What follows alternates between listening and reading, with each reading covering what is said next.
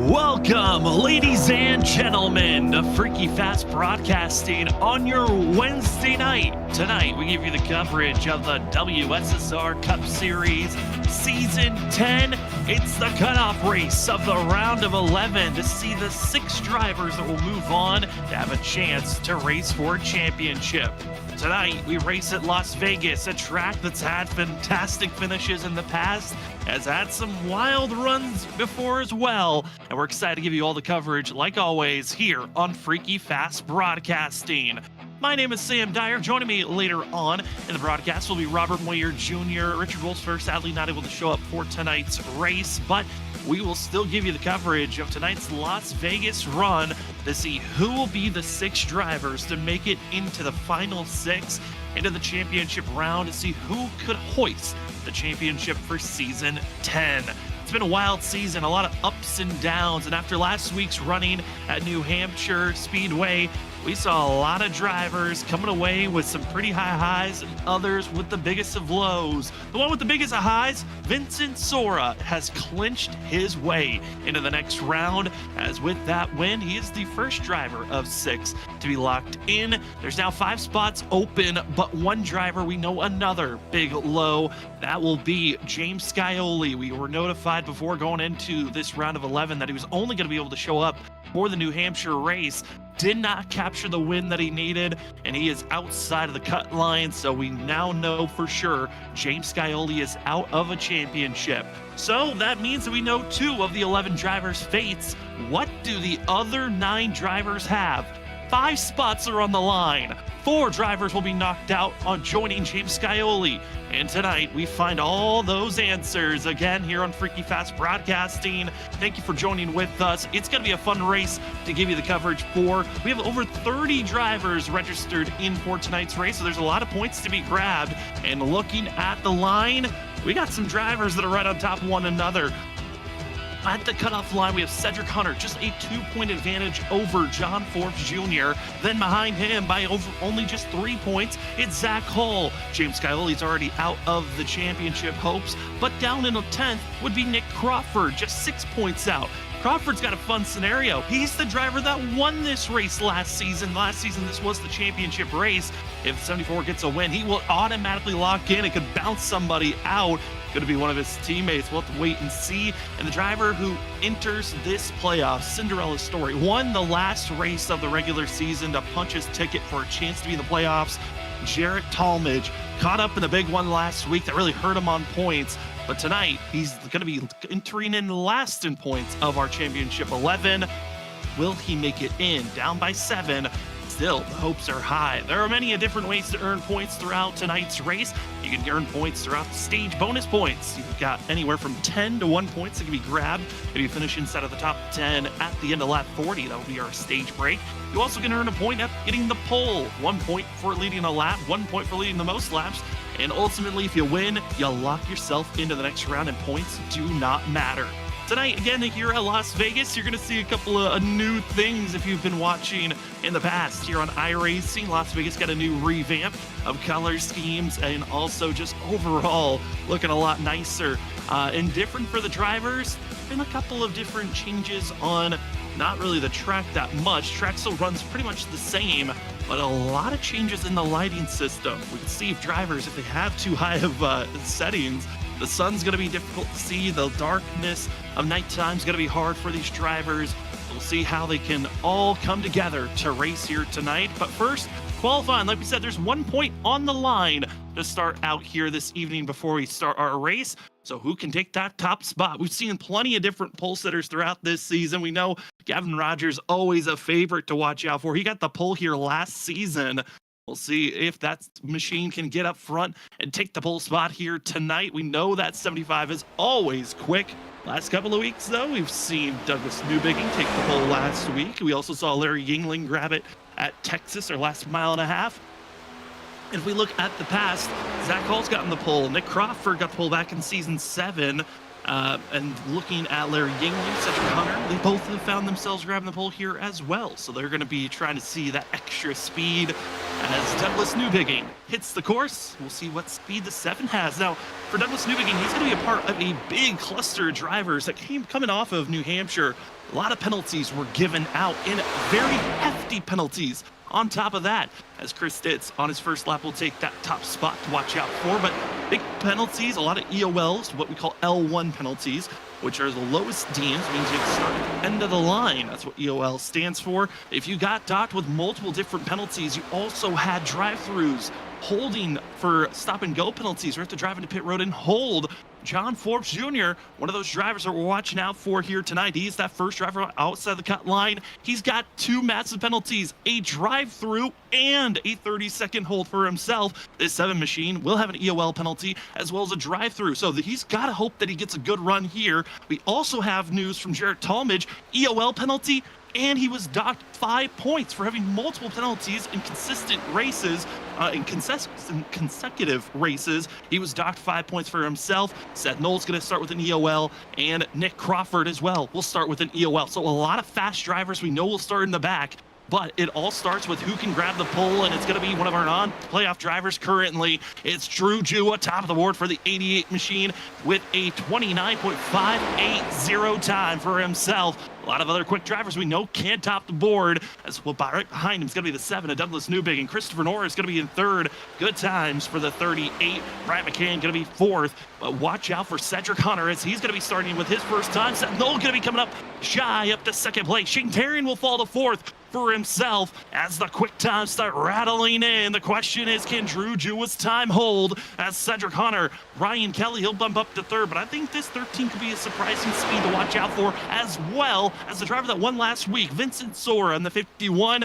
He's always had speed here, but Hunter is the one who is a 2-time winner in the past here at Las Vegas. He was a winner back all the way in season 3 and also in season 5. Can he get the top spot for himself? We'll find out here very quickly. Is his first time going to be fast enough for 20th? Jarrett Talmadge's time going to be fast enough for 21st? Now that's their first time.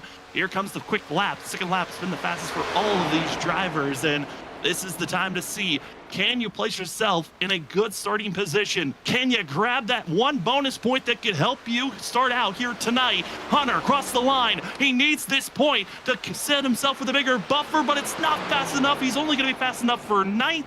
Crawford, the next driver to watch out for. Can he find some quick pace? Jarrett Talmadge will be 12th on the board for himself. Zach Hall also out there on track. Vincent Sora, Gavin Rogers, Larry Yingling all trying to get that top spot. Crawford will come up shy at 3rd, but still a solid time for himself.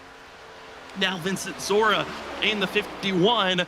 Where will his time be? And it's not a fast one at all. It is a slow one. 12th on the board for the 51. I thought maybe he could find some pull time, but just wasn't there. Gavin Rogers also will be 20th on the board. Zach Hall up to 10th.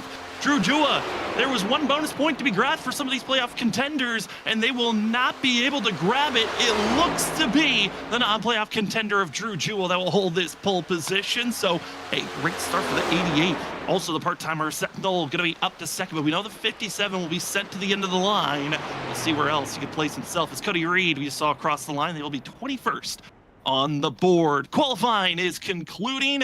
That means we have the warm-up right around the corner for us. The warm-up session going to be 5 minutes at a time. Let these drivers get any more or less little bits of practice before we get into our featured event. 160 laps here at Las Vegas. Stage break at the end of lap 40. No fast repair. 4 extra sets of tires in pit road. And the fuel mileage, we'll give you the number once we go green. But first, let's take a deeper look at how this season has gone so far. Again, talked about the points slightly here, but let's take a deeper look at them as actually that was the schedule. We'll get to the schedule here quickly, but point standings. One driver that's already locked in, that's Vincent Sora coming off his win last week.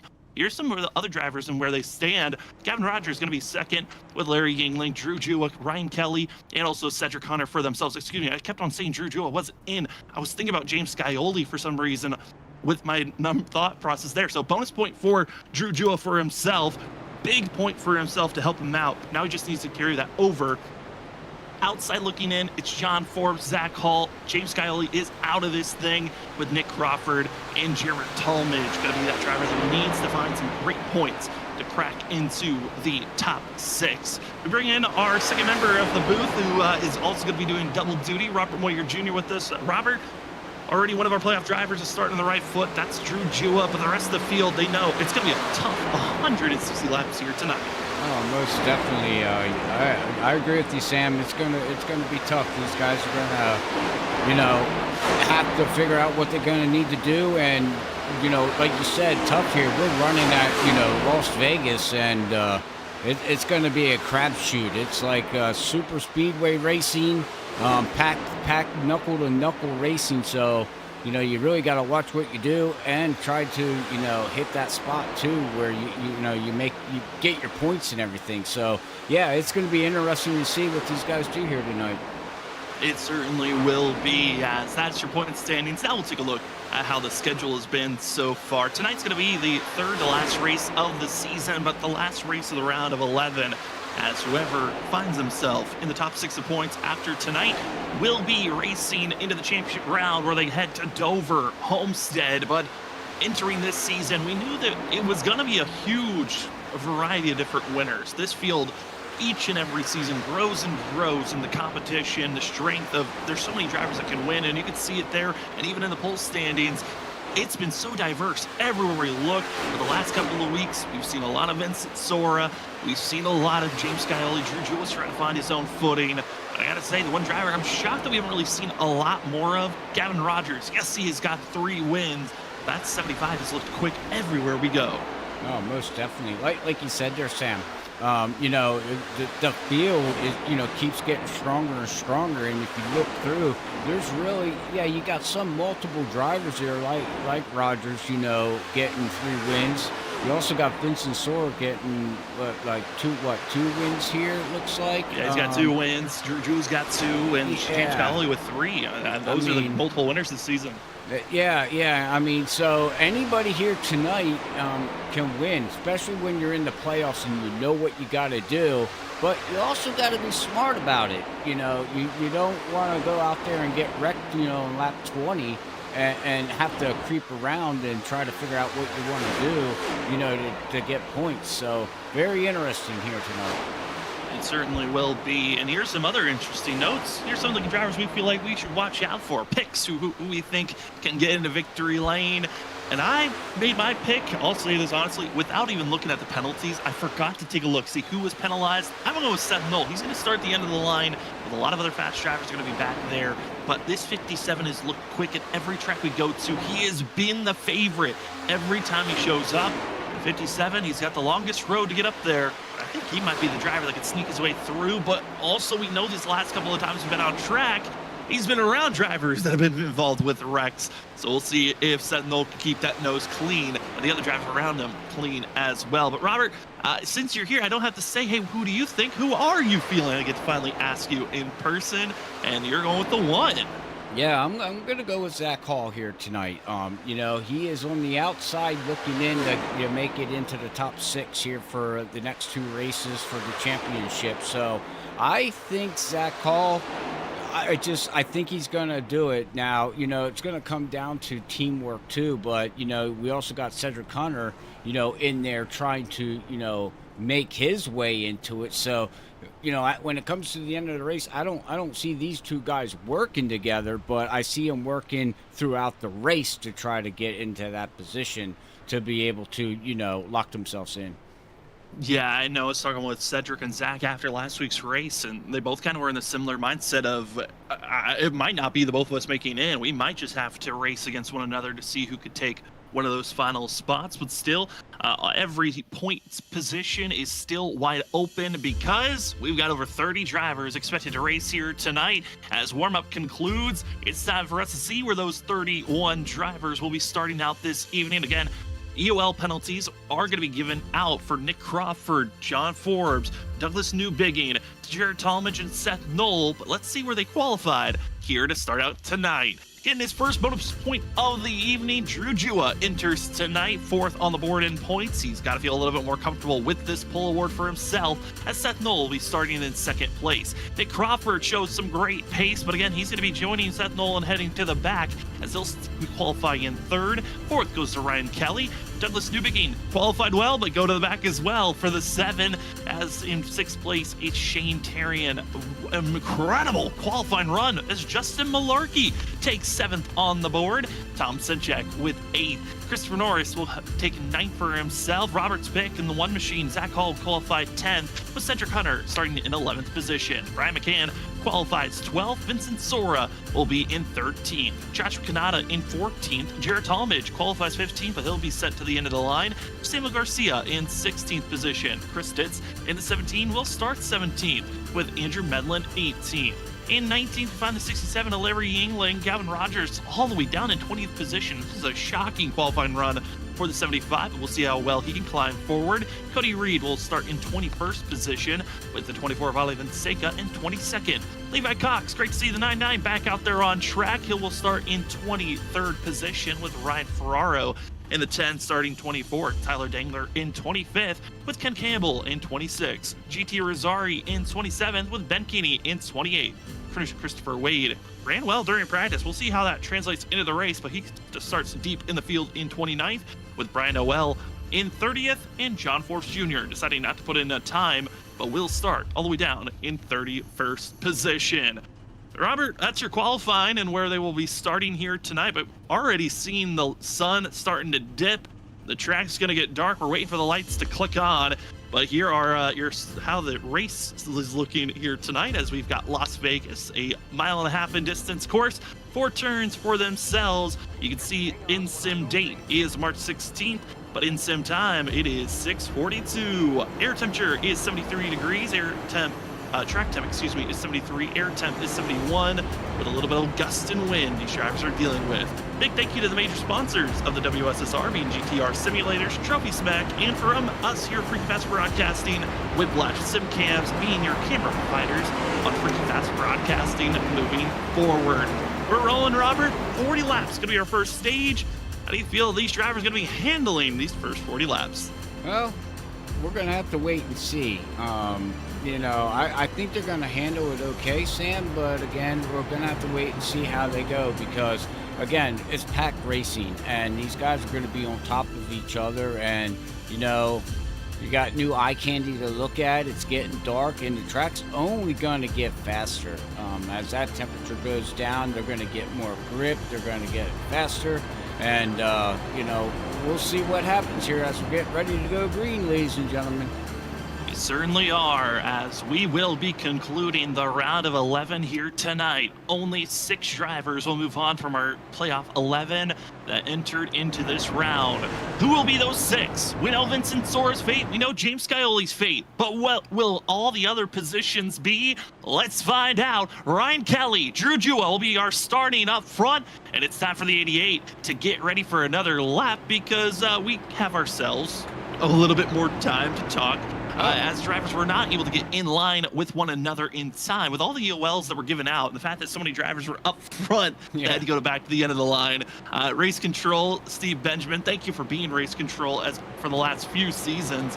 Made the decision of let's add an extra lap. I think that's the best decision for the drivers, just to make sure everyone's in line, they're caught up, they're in the right position before we go green here, as gives us another chance to calm down, reboot.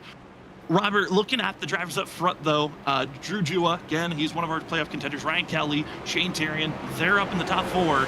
Do you think the goal is just to stay up there, or do you feel like saving tires might be a good option to go for in these first couple of laps? Good question. I don't know. I think, man, I honestly, I really don't have an answer for that. You're not usually in this position. I thought it would put you in the hot seat early on. We'll give you softball questions moving forward. It's a really good question, Sam. I mean, I don't know. I would want to probably stay up front because of the feel of the bumping and the pack racing. I would stay up front and try to see if I can get some stage points, especially if I'm fighting to get into the playoffs. That's a big key as we're getting ready to go green here. Yeah, I like your choice. I like your decision as drivers up front wait until the very last moment to take off. Rest of the field, though, gets a little accordion effect as they take off and go, as race 2 of 2 for the round of 11's underway. Ryan Kelly, Drew Jewell going to be your front runners as the lights try to click on. We see the 88 glistening in the nighttime glow as he will take that top spot for now. Rest of the field going to be 2x2 from second place on back. It is only the 88 of Drew Jewell. He wants to lead this lap. He's already got 1 bonus point for taking the pole. Why not add a second as your first lap led will be by the 88. Drivers further on back, though, we will have those that need to come into pit road. That's going to be John Forbes Jr., drive-through penalty for himself. The 7 of Douglas Newbegin as well will have a drive-through penalty, as those are the 2 that are going to have the biggest issues to watch out for early on. But luckily, they'll have that caution at the stage break that can help them reset.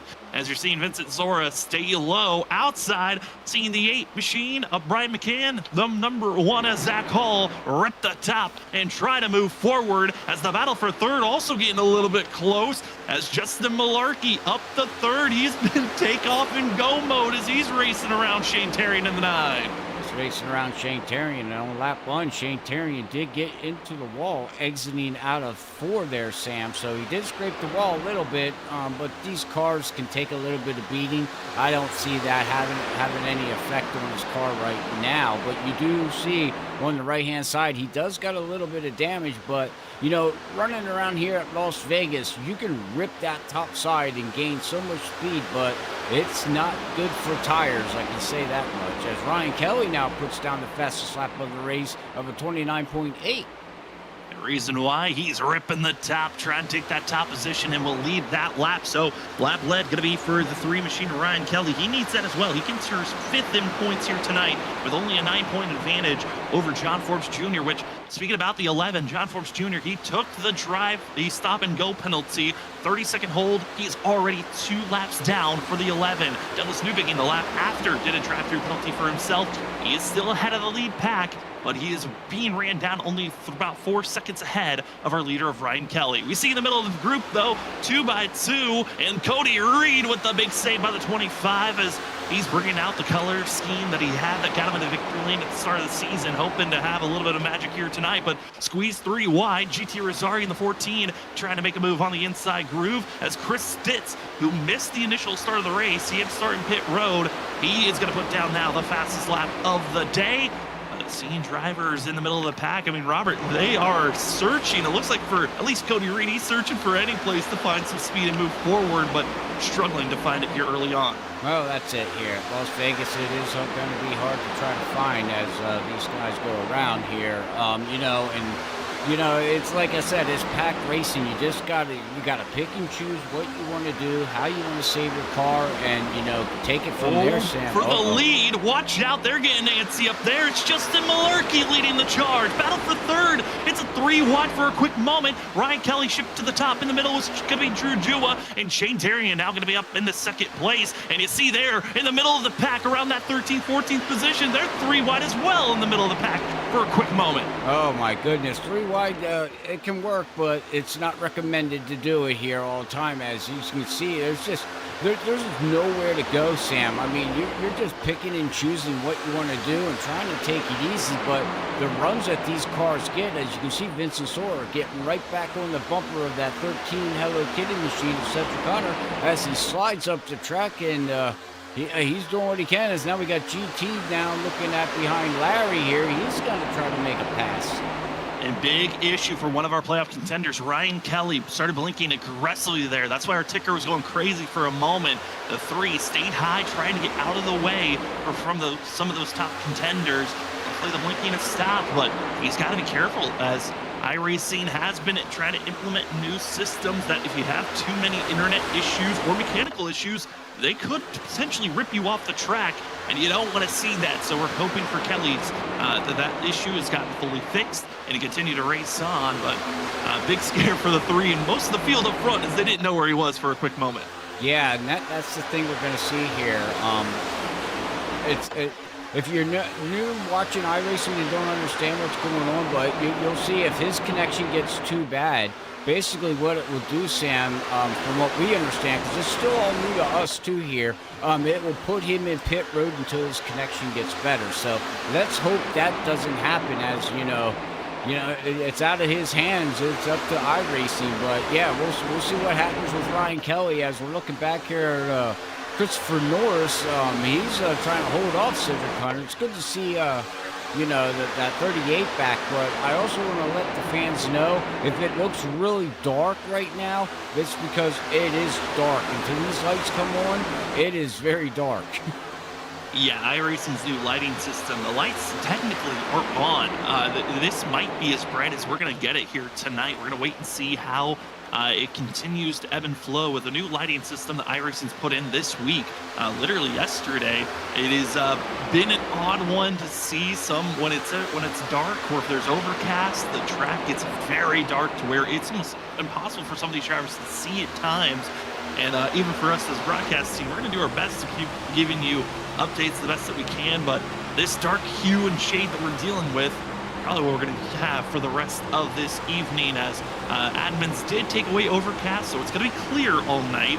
We're not going to deal with cloud coverage, but it is a factor that we're keeping our eyes on of. Will it be changed or updated in these next couple of weeks? Night racing might be a little bit more of a hassle than we would like. Right in on board with Christopher Norris, you can see battling in front of him. He's seeing 2 wide, 3 wide. That's Vincent Sora now ripping the top for the 51. And staying on the inside, Norris trying to protect the tires, but he is losing so much ground that I don't know if it's even worth it. He's now lost 9 positions from where he started. He better hope that there's a big fall off for those drivers that are being aggressive here early on in the next about 10 to 15 laps, because right now this 38 is losing more than I think he'll gain later on. Yeah, as we're seeing right now, up in front of him, we got Vincent Sora, we got GT, and we got Christopher Wade there going 3 wide coming out of exit 2. Yeah, they got a little bit. And Cedric Hunter says, open up the C part, I'm coming in too, ladies and gentlemen. Yeah, trying to find any opening to move forward the best that they can. A couple of drivers trying their best to recover from penalties that they were given at the start of the race. Nick Crawford, Seth Knoll, they will both be up in 20 and 21st position. They have been able to move forward and gain some spots for themselves. Douglas Newbegin has been able to stay on the lead lap after his drive-through penalty. And again, John Forbes Jr., 2 laps down. Reason why? He had a stop-and-go penalty that he had to serve. It was a stop-and-hold, actually, where he had to go into pit road, stay in his pit box for 30 seconds before he could take off and go. That's a tough penalty to deal with for yourself, but up front, it's Drew Jua. He's been swapping back and forth in that top position between Justin Malarkey, Shane Terrian. It looks like the 9, he is faltering back. And the new challengers up front, Brian McCann, Tom Sinchek, and that 26 of Tom Sinchek, I mean, he has been having a resurgence these last couple of weeks to see himself up front and challenging, where we used to see Tom Sinchek battling for leads, for wins, all the way back in season 5 and 6 of the WSSR Cup Series. That we have, and it's good to see him have this, great season running here in this past couple of weeks. As we'll go back here right now, though, Sam, and now Galvin Rogers, he says, you know what, I have to go too. I want stage points, even though they're still a little bit out, but he is on the move. Stage, again, you're going to be at the end of lap 40, so drivers still have time as we're inching closer to that halfway zone of the stage. And Gavin Rogers, I mean, he is one of our biggest movers so far, up 17 spots from where 14 spots from where he started. He's now up to 6. He started only back in 20th position as one driver going to be low, slow, and in trouble. That's the 10 of Ryan Ferraro, who will fall all the way down to 28th position as he had a big slip up out of turn 4 as he was trying to exit out of the corner. Almost made contact with some drivers, broke loose, went through the grass, and went from challenging those that were inside of our top 20 to now outside of the top 25. As the 10 continues to roll on, we continue to stay green. And update on Christopher Norris, he's now fallen all the way down to 23rd place. He's now battling with Ben Kinney in 22nd. Shocking to see for those drivers, as you see Nick Crawford, one of those that had to start deeper in the field in 74. He's trying to figure out how to get by Christopher Wade, Brian Noel, as they continue to go back and forth here for 19th position. As they battle for 19th position back here, yeah, you can see Nick Crawford trying to make his rebound back, and got Brian Noel right back there, the Lucky Ducks machine. He's trying to do something, as we got GT going way down. We got Seth Knowles running all the way down on the apron, and these guys are just, I don't even know where to put the camera. the catalyst is around the 24. Right now running right in front of these guys in 9th place. Ollie Fonseca's just been pinched in the middle of Storm Motorsports. That was for a moment between Ken Campbell and Andrew Medlin, and the 24 finally able to slip by and get by those drivers, but they were kind of looking like a pinball machine going back and forth, and got GT Rosario in a scary spot for the 14 off the exit of 4, and that's where Noel decided to just drop it low. He thought he had an opportunity to force it 4 wide and make the pass work, but thought better of it. But a lot of these drivers in the mindset of we need to go and we need to go now, as the Canes machine up to 14th position. And again, the whole entire field still very close to one another. I mean, the draft is keeping everyone so close. Our first place driver of Trujua, oh no, into the grass. That's going to be seen. Larry Yingling and a few others trying to find a way to get through. Cedric Hunter through the grass. Also Brian Noel through the grass for a quick moment. The 13, luckily, no damage is really accrued from that moment, but it'll take a small little sap, and both the 00 and the 13 former teammates of Lucky Ducks gonna have to be able to reset and resettle, as now it's just wait for a caution at the stage break, because their chances of Cedric Hunter getting stage points might be out the window, and that is terrible to see, especially because of the chances of seeing Nick Crawford try to get some big points. And if any of the other drivers outside looking in, of Zach Hall or Jared Talmadge, can find a resurgence to move forward, they can steal some big points to get back in the hunt for the be inside of our top 6 points. As you see, Ollie Fonseca, where can the 24 go? As Campbell, Josh Kanata, they're being passed by the 57 to Seth Knoll as the wall's creeping up on these drivers on the exit of 4. Look out, baby. Seth Knoll is just flying through the field right now.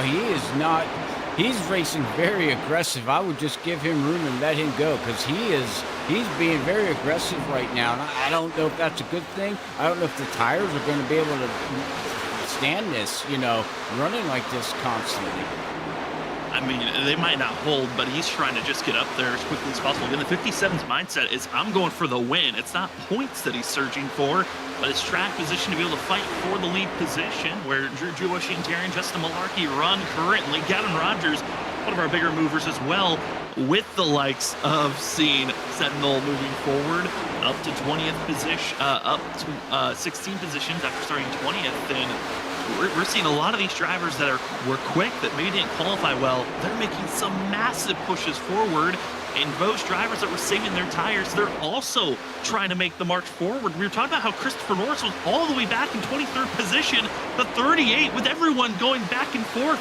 He's now all the way up to 16th and might be moving up to 14th with the moves he's making now. Well, we're 26 laps into this, Sam, like you said. So,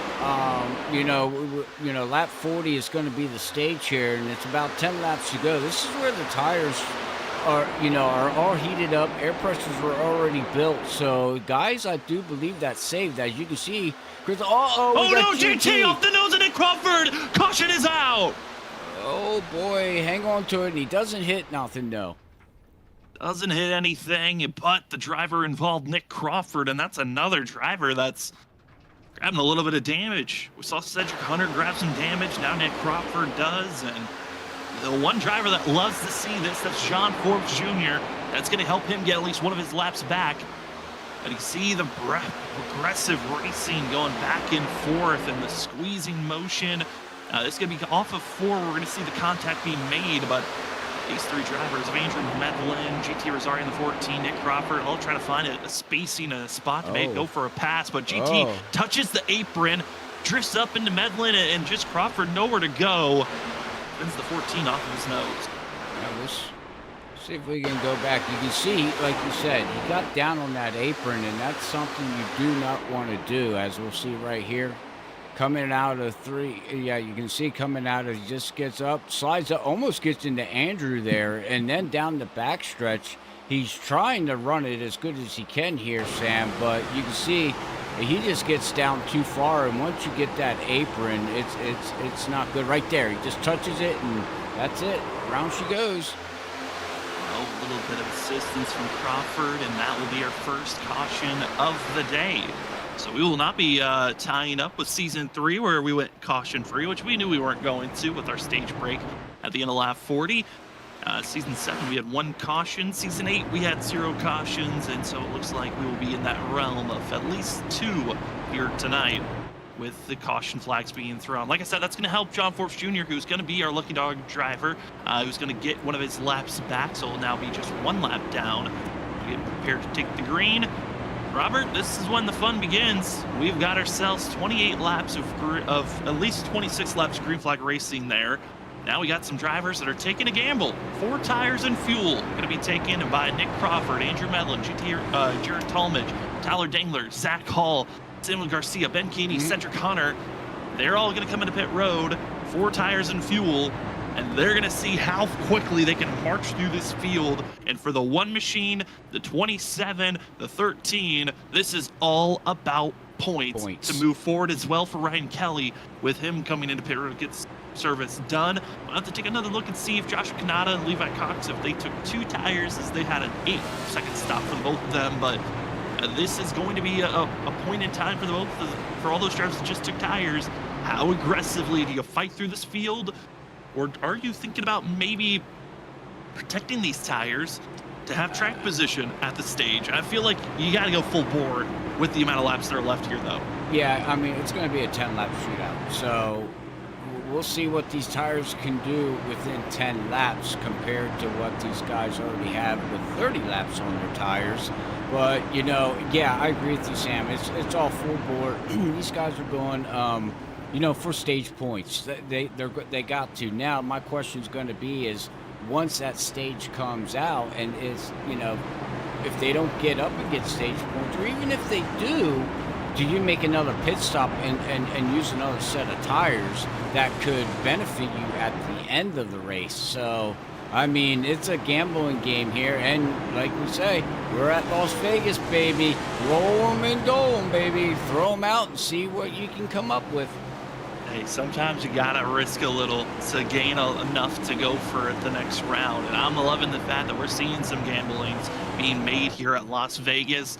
As the pace car lights are off, we're going this time by. Lights are on, cars are set. It's Drew Jua, Shane Terrian going to be their lead drivers into the restart zone as we are green once again. It's an 11-lap shootout.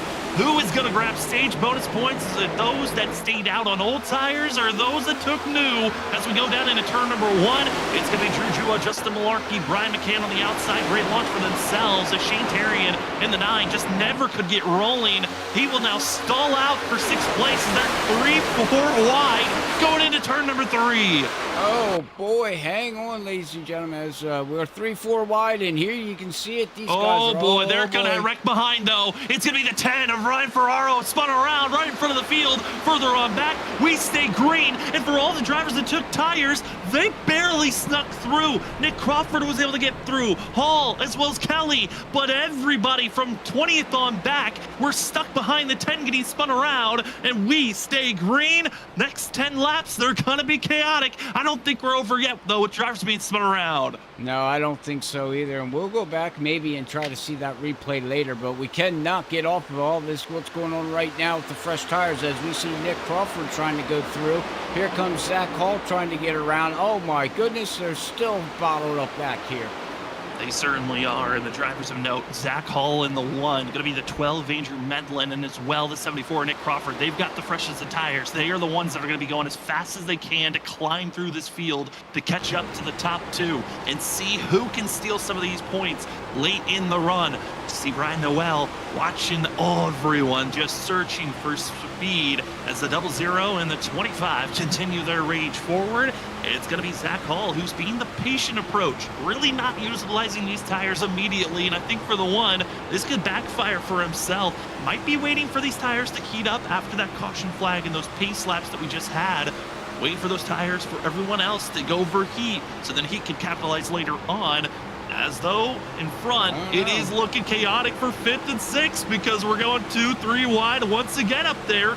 As seen Seth Noel, he's now moved up to 4th place. Vincent Soren out in the middle of the thick of things, trying to move up to 6th and almost into the top 5. And it's go time for a lot of these contenders. And watch out behind them because you got the fresh tires inside of our top 10. It's going to be Andrew Medlin as well as Nick Crawford flying with the 4 fresh tires as they've got themselves 7 still laps to go in the stage. But when we come around these next 2 laps, you can't have a caution. And Christopher Norris saves it. The 38. He doesn't. Into the wall. And collected. We got a caution. Oh, we got a wreck. Oh, there goes Ollie Fonseca. Oh, look out. We got playoff drivers, I do believe, involved. Oh, man, Sam. Big wreck all around. And looking at some of the drivers involved, one of them might be the 13. Listening over the radio, he doesn't seem too thrilled about this incident. And it looks like almost contact between the 13 and the 27. We're waiting, seeing full confirmation. One driver officially, though, involved, wreck, damaged, and it is one of our playoff contenders. Larry Yingling required damage for the 67 machine. Oh, you can see right up ahead here. Oh, right into it, and you see Cedric Hunter. Where did he get involved at? Oh, this is another incident. Okay. That was a completely different one. He never got any official damage for the 13. It was battling.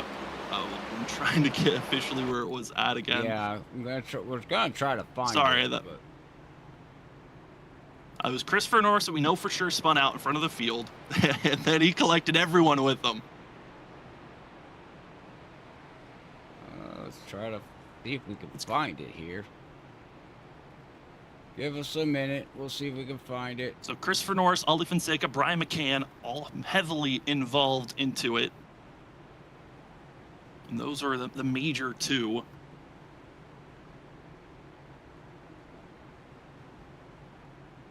And look to see if there was anyone else involved. I know Larry Yingling did get a piece of it as well. See if this is Yeah, Larry Yingling got collected with Ollie Fonseca on the front stretch. This is that incident that we were talking about that was under green flag conditions that did not bring out the yellow, shockingly.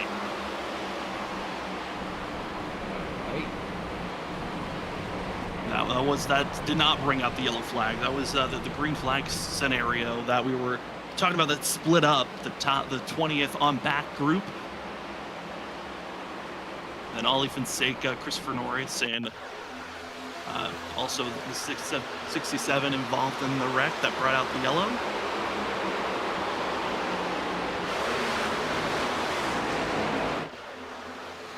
You see there's the contact that was made. And then ricocheting back. Oh my goodness! That's what took out Larry Yingling and a chance to go become a 4-time champion. Could be done and dusted for Larry Yingling. Now he entered tonight 3rd in points. He had a 16-point advantage over the likes of John Forbes Jr. This could give another chance, but here's that slide. Thought he saved it, slid again, overcorrects right in front, and also contact with Tom Senchak, and massive collisions all around. And the field comes sliding on through, but the biggest damage going to Larry Yingling. Ryan Ferraro has officially called it a race. And I believe we will have a shootout here. This stage is not over yet. And we got some fresh tires, new ones, giving us set in the well. Shane Terry and Vincent Sorg, Gavin Rogers, they will be all the way back in 20th on back. So no, they're going to have to hope that they can surge forward and get inside the top 10 quick. And if anyone can do it, set in the well, Shane Terry and Vincent Sorg and Gavin Rogers, we know they can fly forward. We'll see how big a moves they are willing to take. Those that were on the old fresh tires, you could say. Nick Crawford going to be running in 4th. Andrew Medlin going to be in 3rd. Zach Hall 5th. They're where they need to be to get big stage bonus points. But they need to fly forward to grab some more if you're Nick Crawford and Zach Hall. Green flag is out. Malarkey did not take off and go. It stalls out the whole entire inside field. And Hall, Crawford search for a place to go as everyone's already going to be 3 wide behind. We got to go to a wide shot and see all the racing action because it's going to get chaotic quickly with those that are back outside of our top 18. They're going to try to get inside of the top 10 as quickly as possible. You can see already some jostling further on back with those that are underpowered from that last incident. It holds back a cluster of drivers, but up front it's still Drew Jua. But here we go. Let the speed show as now we've got ourselves with 2 laps to go in the stage. 2 laps to go. Drew is still leading. He's got to get them stage points. That's going to help him out for the playoffs. He's definitely wants to get into that top 6 next week as we're watching Nick Crawford and Zach Hall on them freshest tires right now, really moving up through the field. And we'll see if they can do something here with Drew as now Nick Crawford's going to be in 2nd position. Nick Crawford, he sees a chance, he sees an opportunity, and on the last lap of the stage, hoping that the stage will stay green, the 74 wants to maximize his points as drivers further on back still searching for some big moves to be made for themselves. Seth Noel has already moved up to 10th place for himself. He's going to be the quickest driver on the freshest of tires. Crawford, Hall, where do you go? Hall ducks down. He'll try to go for the biggest of points here. The one machine wants a chance to defend his championship, and it can start right now, side by side with Drew Jua to the line. Getting up from Crawford. Big bump. Hall will take those stage points for himself. He'll win the stage for the one machine. Wow, what a run. And Ryan Kelly just put down the fastest lap, man. This race is just going to get faster and faster with these drivers, and it's going to get crazy as Zach Hall gets by Drew to win that stage there, Sam, and that's huge for him for playoff points. It really is a massive points to be grabbed, and he'll love to see it for himself. I know for Hall, a lot of stress coming into this race of was there going to be a chance, and this is a great step forward to fight for those points as that will be the stage. Your stage points will be given out. Zach Hall going to get 10 bonus points. Drew Jua coming away 2nd with Nick Crawford 3rd. And it's Andrew Medlin, Ryan Kelly, Justin Malarkey, Tom Sinchek, Cedric Hunter, Seth Knoll, and Chris Stitz, who started on pit road for the 17. He will finish 10th at the stage. Congratulations, Zach Hall, for being your stage winner. We will talk to Hall once pit stops have concluded. But Robert, I mean, first 40 laps, I mean, I already saw a couple of cautions, couple of big saves, and this race has already shown it's only going to get better moving forward. Oh, it's going to get better, but I think it's just going to get crazier. Absolutely. That's just my opinion. I mean, these guys know what's in line, and then you got guys that are, trying to race and just do their thing, and it's going to get crazy here as we're watching them come down pit road here. And Zach Hall is going to waste a set of tires, and he felt that stage points were, needed. Yeah, I'm curious on those that pitted under our last caution. That was just 6 laps ago. Only 34 laps of green flag racing. How many of them are just going to take tires and fuel, and how many will just stay out? Staying out will be Cedric Hunter. So Hunter, he will get a bonus point for leading a lap for the 13 because he stayed out there. So already grabbing points was the Hello Kitty machine. Zach Hall putters away for himself. And it's 4 tires and fuel for everyone that went into pit road here. Man, I don't know, man. Is this only going to get more exciting as we're going to get a talk here with Zach Hall very shortly here, Sam? Yeah, we're going to try to pull him in, see how Hall is feeling after that run. Took a gamble, took a chance with taking tires there under our second to last caution, and he will come away as our stage winner. Zach, it's Sam and Robert over the booth. You got us? Yes. Well, you risked it all. You took a chance, and it took you on that last lap to take the stage win. How are you feeling, and how is this car feeling after that late surge? I feel good. I needed that. I really needed that boost of energy to get the 10 points there, get a lap led. That was huge, man. I really knew I had my back was against the wall. I was hoping it was going to go long there for the stage, and I was going to get stage points that way. But, of course, that caution came out, and I was like, we got to go for it. So we wasted a set of tires, but you know what? We're going to go all out to try to go get another chance to fight for the championship once again. I know, Zach, from our point of view, it looks a little bit darker than it was before. How was the track under these nighttime conditions so far early on in this race? It's weird. Like in the car in certain spots, it's fine. It's just like, especially as I think later in the night, it actually gets better in car, which is kind of weird to say. And then it gets worse in other spots. So it's kind of weird and patchy. I think we'll see some updates here soon because it's definitely a little buggy.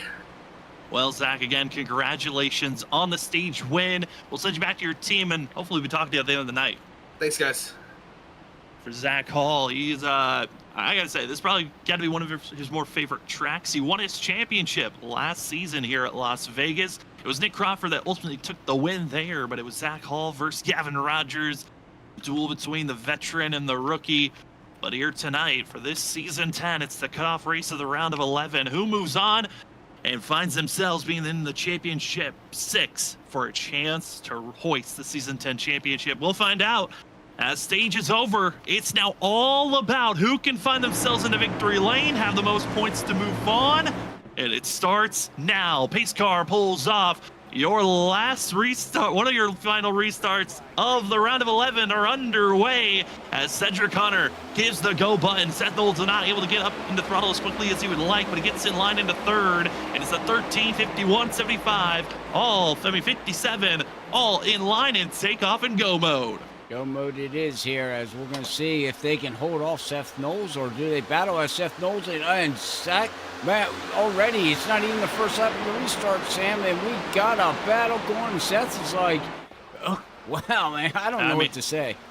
Main reason why Cedric Hunter on the oldest set of tires. He's on 17-lap-old tires, while Seth Knowles, Vincent Sora, they're on 9, now 10-lap-old tires. And they pitted under the last caution flag that came out before the stage break. The one driver that is on the freshest of tires is Drew Jewett, Nick Crawford, and Andrew Medlin that are back in 9th, 10th, and 11th place. Those drivers are on the freshest of tires. Everyone that's inside of our top 8, they're on slightly old tires, or what you call oldest of tires. That's where the 13 rides. Right. So yeah, you're definitely going to see these guys eventually just be able to pass these guys up in the front here that are on older tires. But it's a banking gambling call that these guys did up front.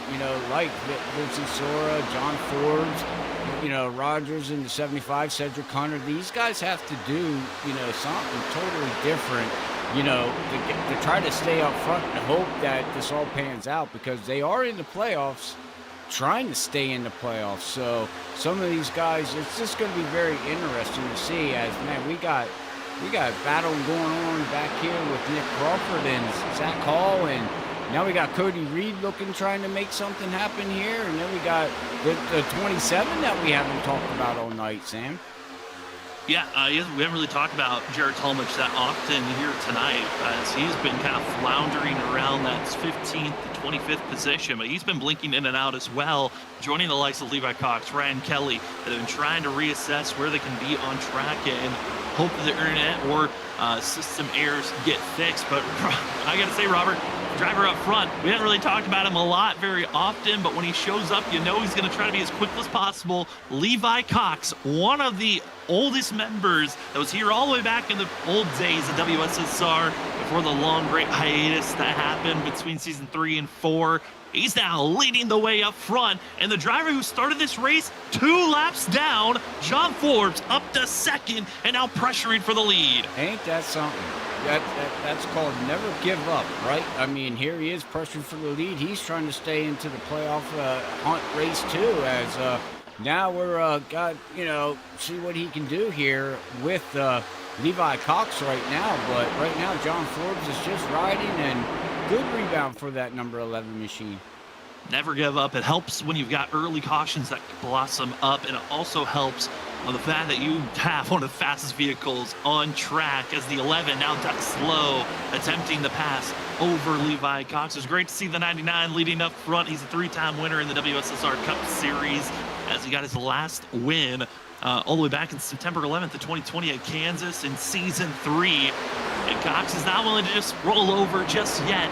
But John Forbes, we're expecting to make the pass here quickly and then try to get this lap lead, get a bonus point for himself. After not being able to get bonus points at the stage, he'll take that one. Lap lead for the 11 machine. Lap lead for the 11 machine. He needed that stage point, bonus point, excuse me on that one, but he got his bonus point. As now we're looking back here with Justin Malarkey, Drew Drua, and all these guys with fresher tires now have caught up to these guys here with Seth Knowles and Vincent Sora and Cody Reed, and it's just this lollygag of cars trying to work their way through the field. In the two that are leading the charge, Justin Malarkey, Drew Jua. They are the ones with the freshest of tires. Also accompanying them, Cody Reed in the 25. As Cody at one moment looked like he was struggling to stay inside of the top 20. Now with the freshest of tires, putting the pressure on. The 25 just racing for wins, racing for momentum push, maybe for season 11. As Drew Jua leads the way on the inside, 25 follows in suit. Malarkey thought the outside was going to be the place to be. Instead, he will stall out in following Seth Knoll, and we're now 54 laps in. I know there's a lot of switching up that goes back and forth between all these drivers, but Robert, crazy to say, our Whiplash SimCam's biggest mover so far into this race in the first third, it's John Forbes, up 29 positions for himself. Ain't that something? Go out and make sure you check out, as he's the biggest mover of the race so far in the first half here. Congratulations to John Forbes for being our Whiplash Sim Cams. If you want to check out Whiplash Sim Cams, go to their Facebook. You can check them out at Whiplash Sim Cams for all your iRacing needs on, cameras and all that kind of stuff there, Sam. But congratulations to him right now, as that is awesome to see. And now we're going to move away from that, and now where do we go? You fall back to the battling that's just at our top 10. Those that are outside of it do have reports of some of the drivers involved with some of those past incidences. Larry Yingling still sits in pit road. I haven't gotten a report yet on if the 67 can take off and have a chance to continue racing on. Christopher Norris was in pit road for 2 minutes. He's one lap down, so if we have a caution, the 38 would get the lucky dog currently where he runs. Tyler Dangler also spent about a minute in pit road. He runs in 28th, highly off the pace from our lead pack. As the rest of the field, you can see going back and forth. There's the 7 for Douglas Newbigging. He took a drive-through penalty the same lap, the lap after John Forbes Jr. went 2 laps down, and he currently runs in 24th, qualified 5th. This 7 machine is going to be a driver to watch out for of our non-playoff contenders on how he can sneak through this run. I think he could be the driver on my note of a dark horse to try to steal this race late. But battling up front, it's change of guard. Drew Jua led majority of the start of our stage. Didn't take the stage win, but he's been leading some of the most laps so far here tonight, 88.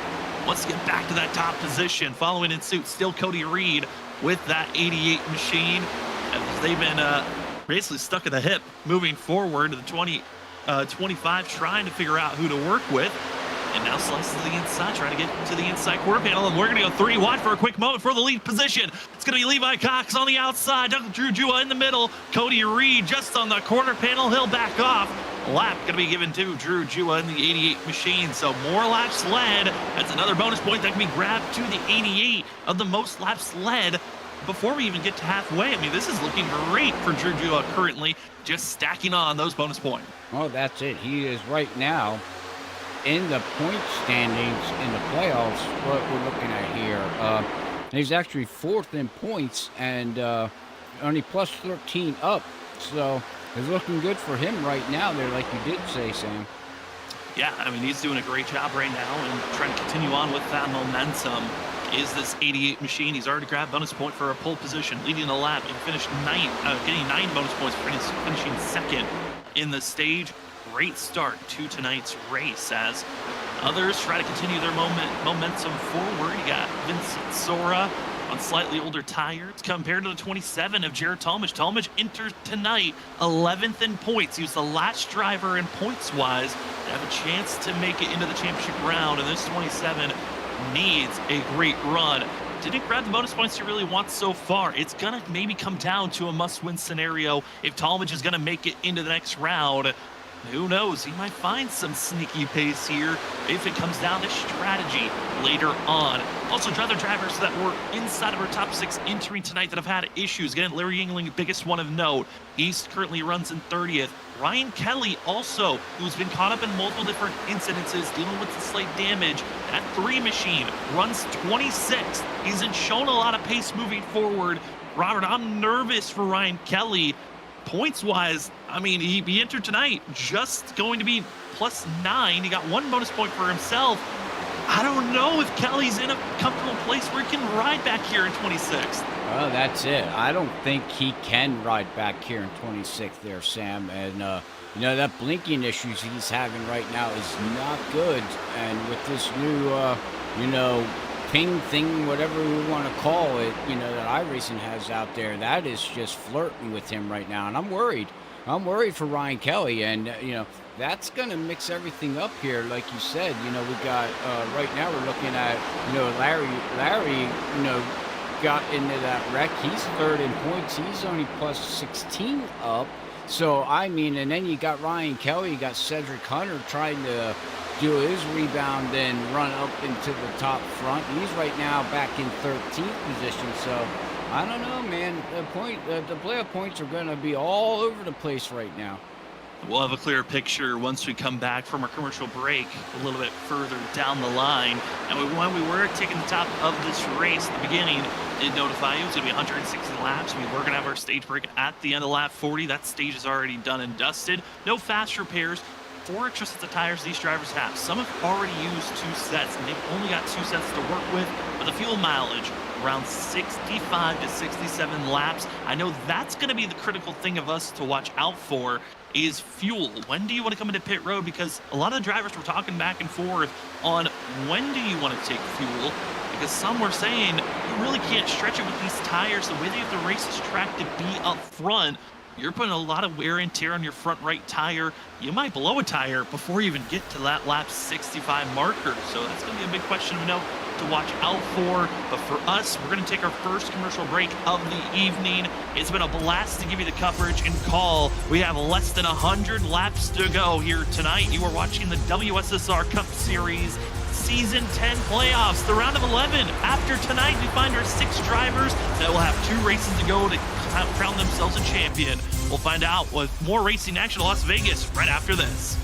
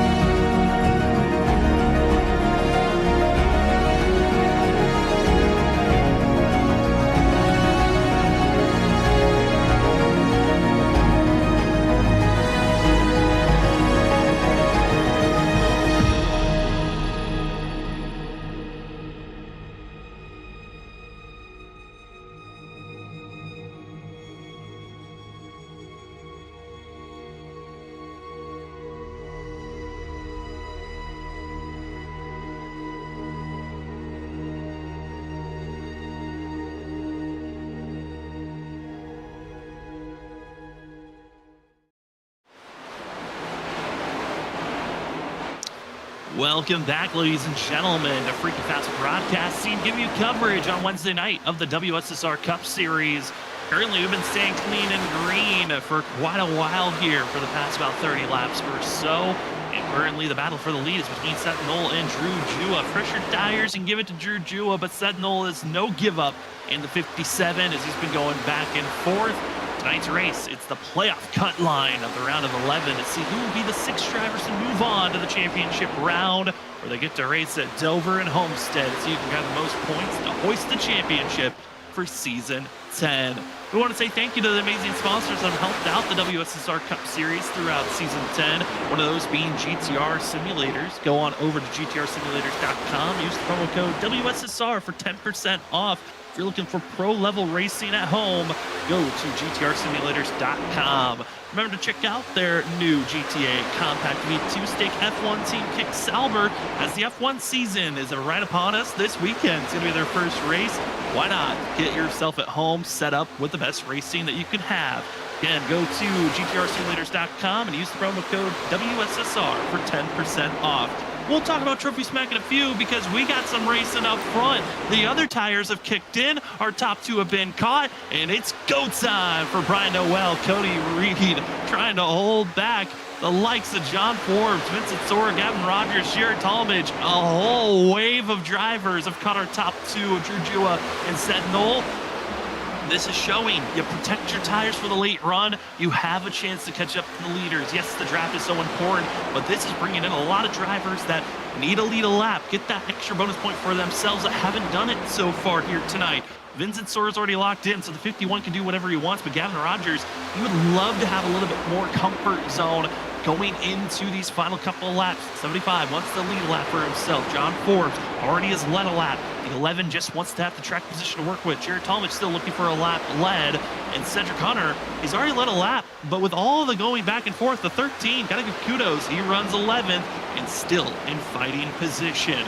Top 11 drivers are connected with the draft. A little bit of spacing back to 12th place where we find Chris Stitz, but it is in line, set up. And I thought we were going to see a lot more racing back and forth. It didn't really happen for these pack of drivers. We're kind of solidifying who's going to be the top 5 at this moment, as Brian Noel kind of was the Pied Piper leading the charge to get up to the top 2. That was being swamped by everyone else that just carried that draft forward. That Knoll, Drew Jua, they have been out there on track for Knoll. 45 laps. Now, the fuel mileage we were given was around 65 to 67. They might be able to stretch a little bit further because of the pacing laps that we had. But for the likes of Drew Jua, as well for Jared Talmadge, as we're seeing Drew Jua starting to falter backwards. They've been out there on track for 39 laps. So they go a little bit further. Question is, when do you want to hit pit road? With that window of 65 to 67, do you really want to be in that position where you want to pit at the latest stage? With the way that these tires are starting to fall off, I don't know if you really want to be there. I think you kind of want to pit closer to a little bit of extra zone to work with. Maybe have 60 lap run at the end. So lap 100 could be the zone a lot of these drivers are looking for. 100 to 101 to around 695 is going to be that window we're looking at for drivers to make their pit stops. They might go a little bit further than that because they have those extra fuel of pitting under our last caution, but still Seth Knoll leading the charge. Vincent Sora, John Forbes, they've had their back and forth for the top spot in the Monday night ISRC Truck Series. They run 2nd and 3rd, trying to figure out how to get by the 57 machine. Gavin Rogers on the inside groove, trying to find a way to get by Drew Jua. And one driver very slow and into pit road, going with potentially a 2-stop strategy. Brian McCann heading into pit road now. That'll be our first green flag pit stop. We also have notes on other drivers who've had issues here tonight. Larry Yingling, who entered tonight 3rd in points, a 16-point buffer. He's in trouble as he still runs 30th here tonight and has no signs of leaving pit road. Also into pit road is Christopher Norris. He's been in there for 12 minutes. We'll see how long it takes for him to get out there, but it's not looking good for the 38 machine of the battle for the lead. Change it up. It is now going to be John Forbes Jr. going side by side. Big wiggle and save for the 11 as he almost had a chance to take the lead, but reset, regather. Now it's going to be the battle for 2nd place with Vincent Sora and for John Forbes Jr. Again, he's had a long race here tonight. Started the race off 2 laps down. He's trying to get back into a form to push forward for himself. He led a lap earlier, backed off, didn't really challenge for the most laps led. Seth Knoll is trying to kind of secure that away from Drew Jua. He's going to lead a lot more laps to do that, though.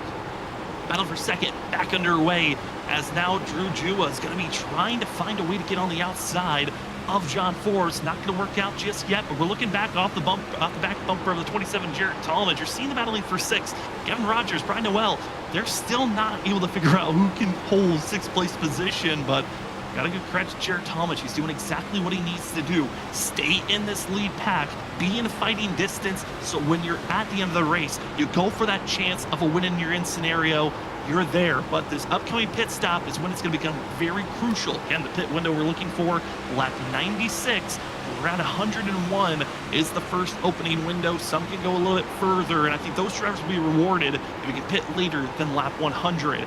As we're watching the drivers go back and forth, Jarrett Tallmadge working the top over the 75. Really nowhere really for him to go, but that's a scary look for yourself. Nick Crawford, Zach Hall, seeing Douglas Newbig in a big wiggle in front of our playoff contenders, and that really could have shook up the playoff run, because looking at the numbers of the points after the fact of calculating stage points, bonus points that have already been grabbed, leading the lap, getting the pole after our commercial break, looking like we got Drew Jua leading the charge, 2nd place in points. Kevin Rogers will be 2nd in points.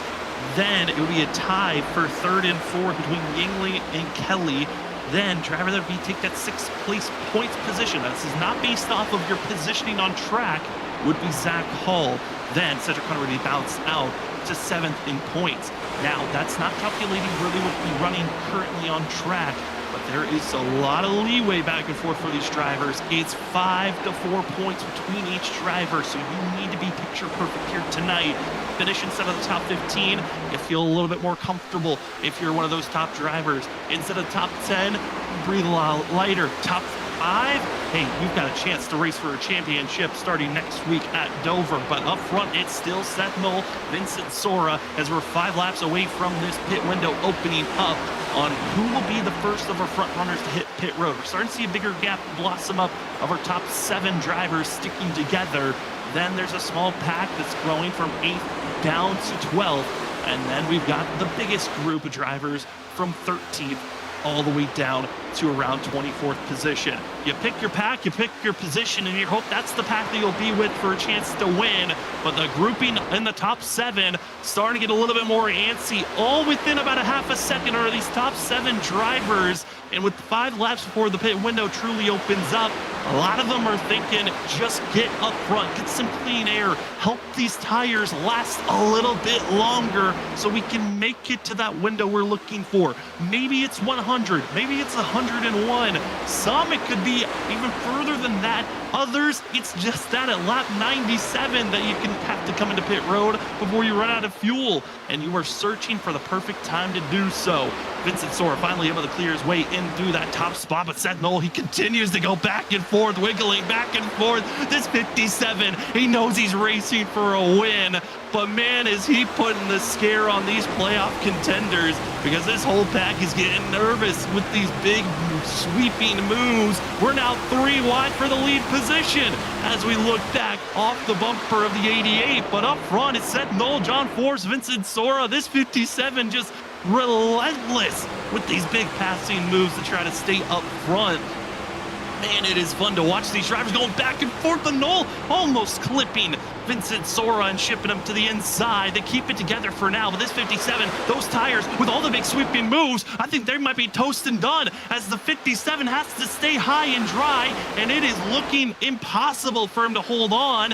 Finally able to settle in, but these next couple of laps are going to be tricky. We bring back up into the booth of Robert Moyer Jr. And Robert, I mean, you just saw it there. That 57, big save, but a huge scare for those other top 6. Oh, most definitely. Take a break there a little bit, Sam. Get a breath, get some water. But yeah, that 57 there, I think he just, like you said, he burned off the tires.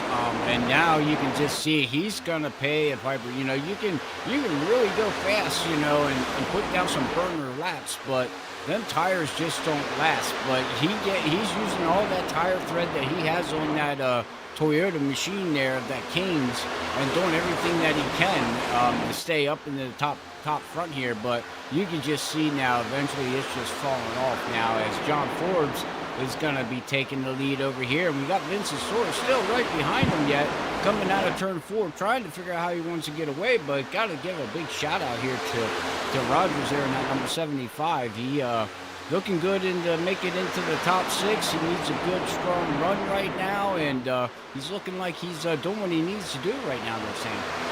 Yeah, and I know, Robert, we were talking about this during the commercial break of when you want to go to pit road, and I was talking to you about lap times. They weren't really falling off that dramatically from their fastest times of what they were running, and really, it's kind of plateaued after about 28 laps, 30 laps.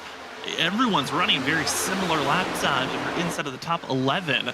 And it looks like if you pit earlier, you might be rewarded with what we call an undercut pit stop, where you pit sooner than the drivers ahead of you. And they might be rewarded with the fact of more track position. And as well, you might be able to just hold back the rest of the field because drivers on older tires lead this race. As Vincent Sora, John Forbes, they currently run with 7-lap older tires than Drew Jewett, Gavin Rogers, and they still are up front leading the way. So pitting early might not be the worst strategy in the world, as we are inside of that pit window. If you want to stretch out the fuel as long as possible, this is the time to do so.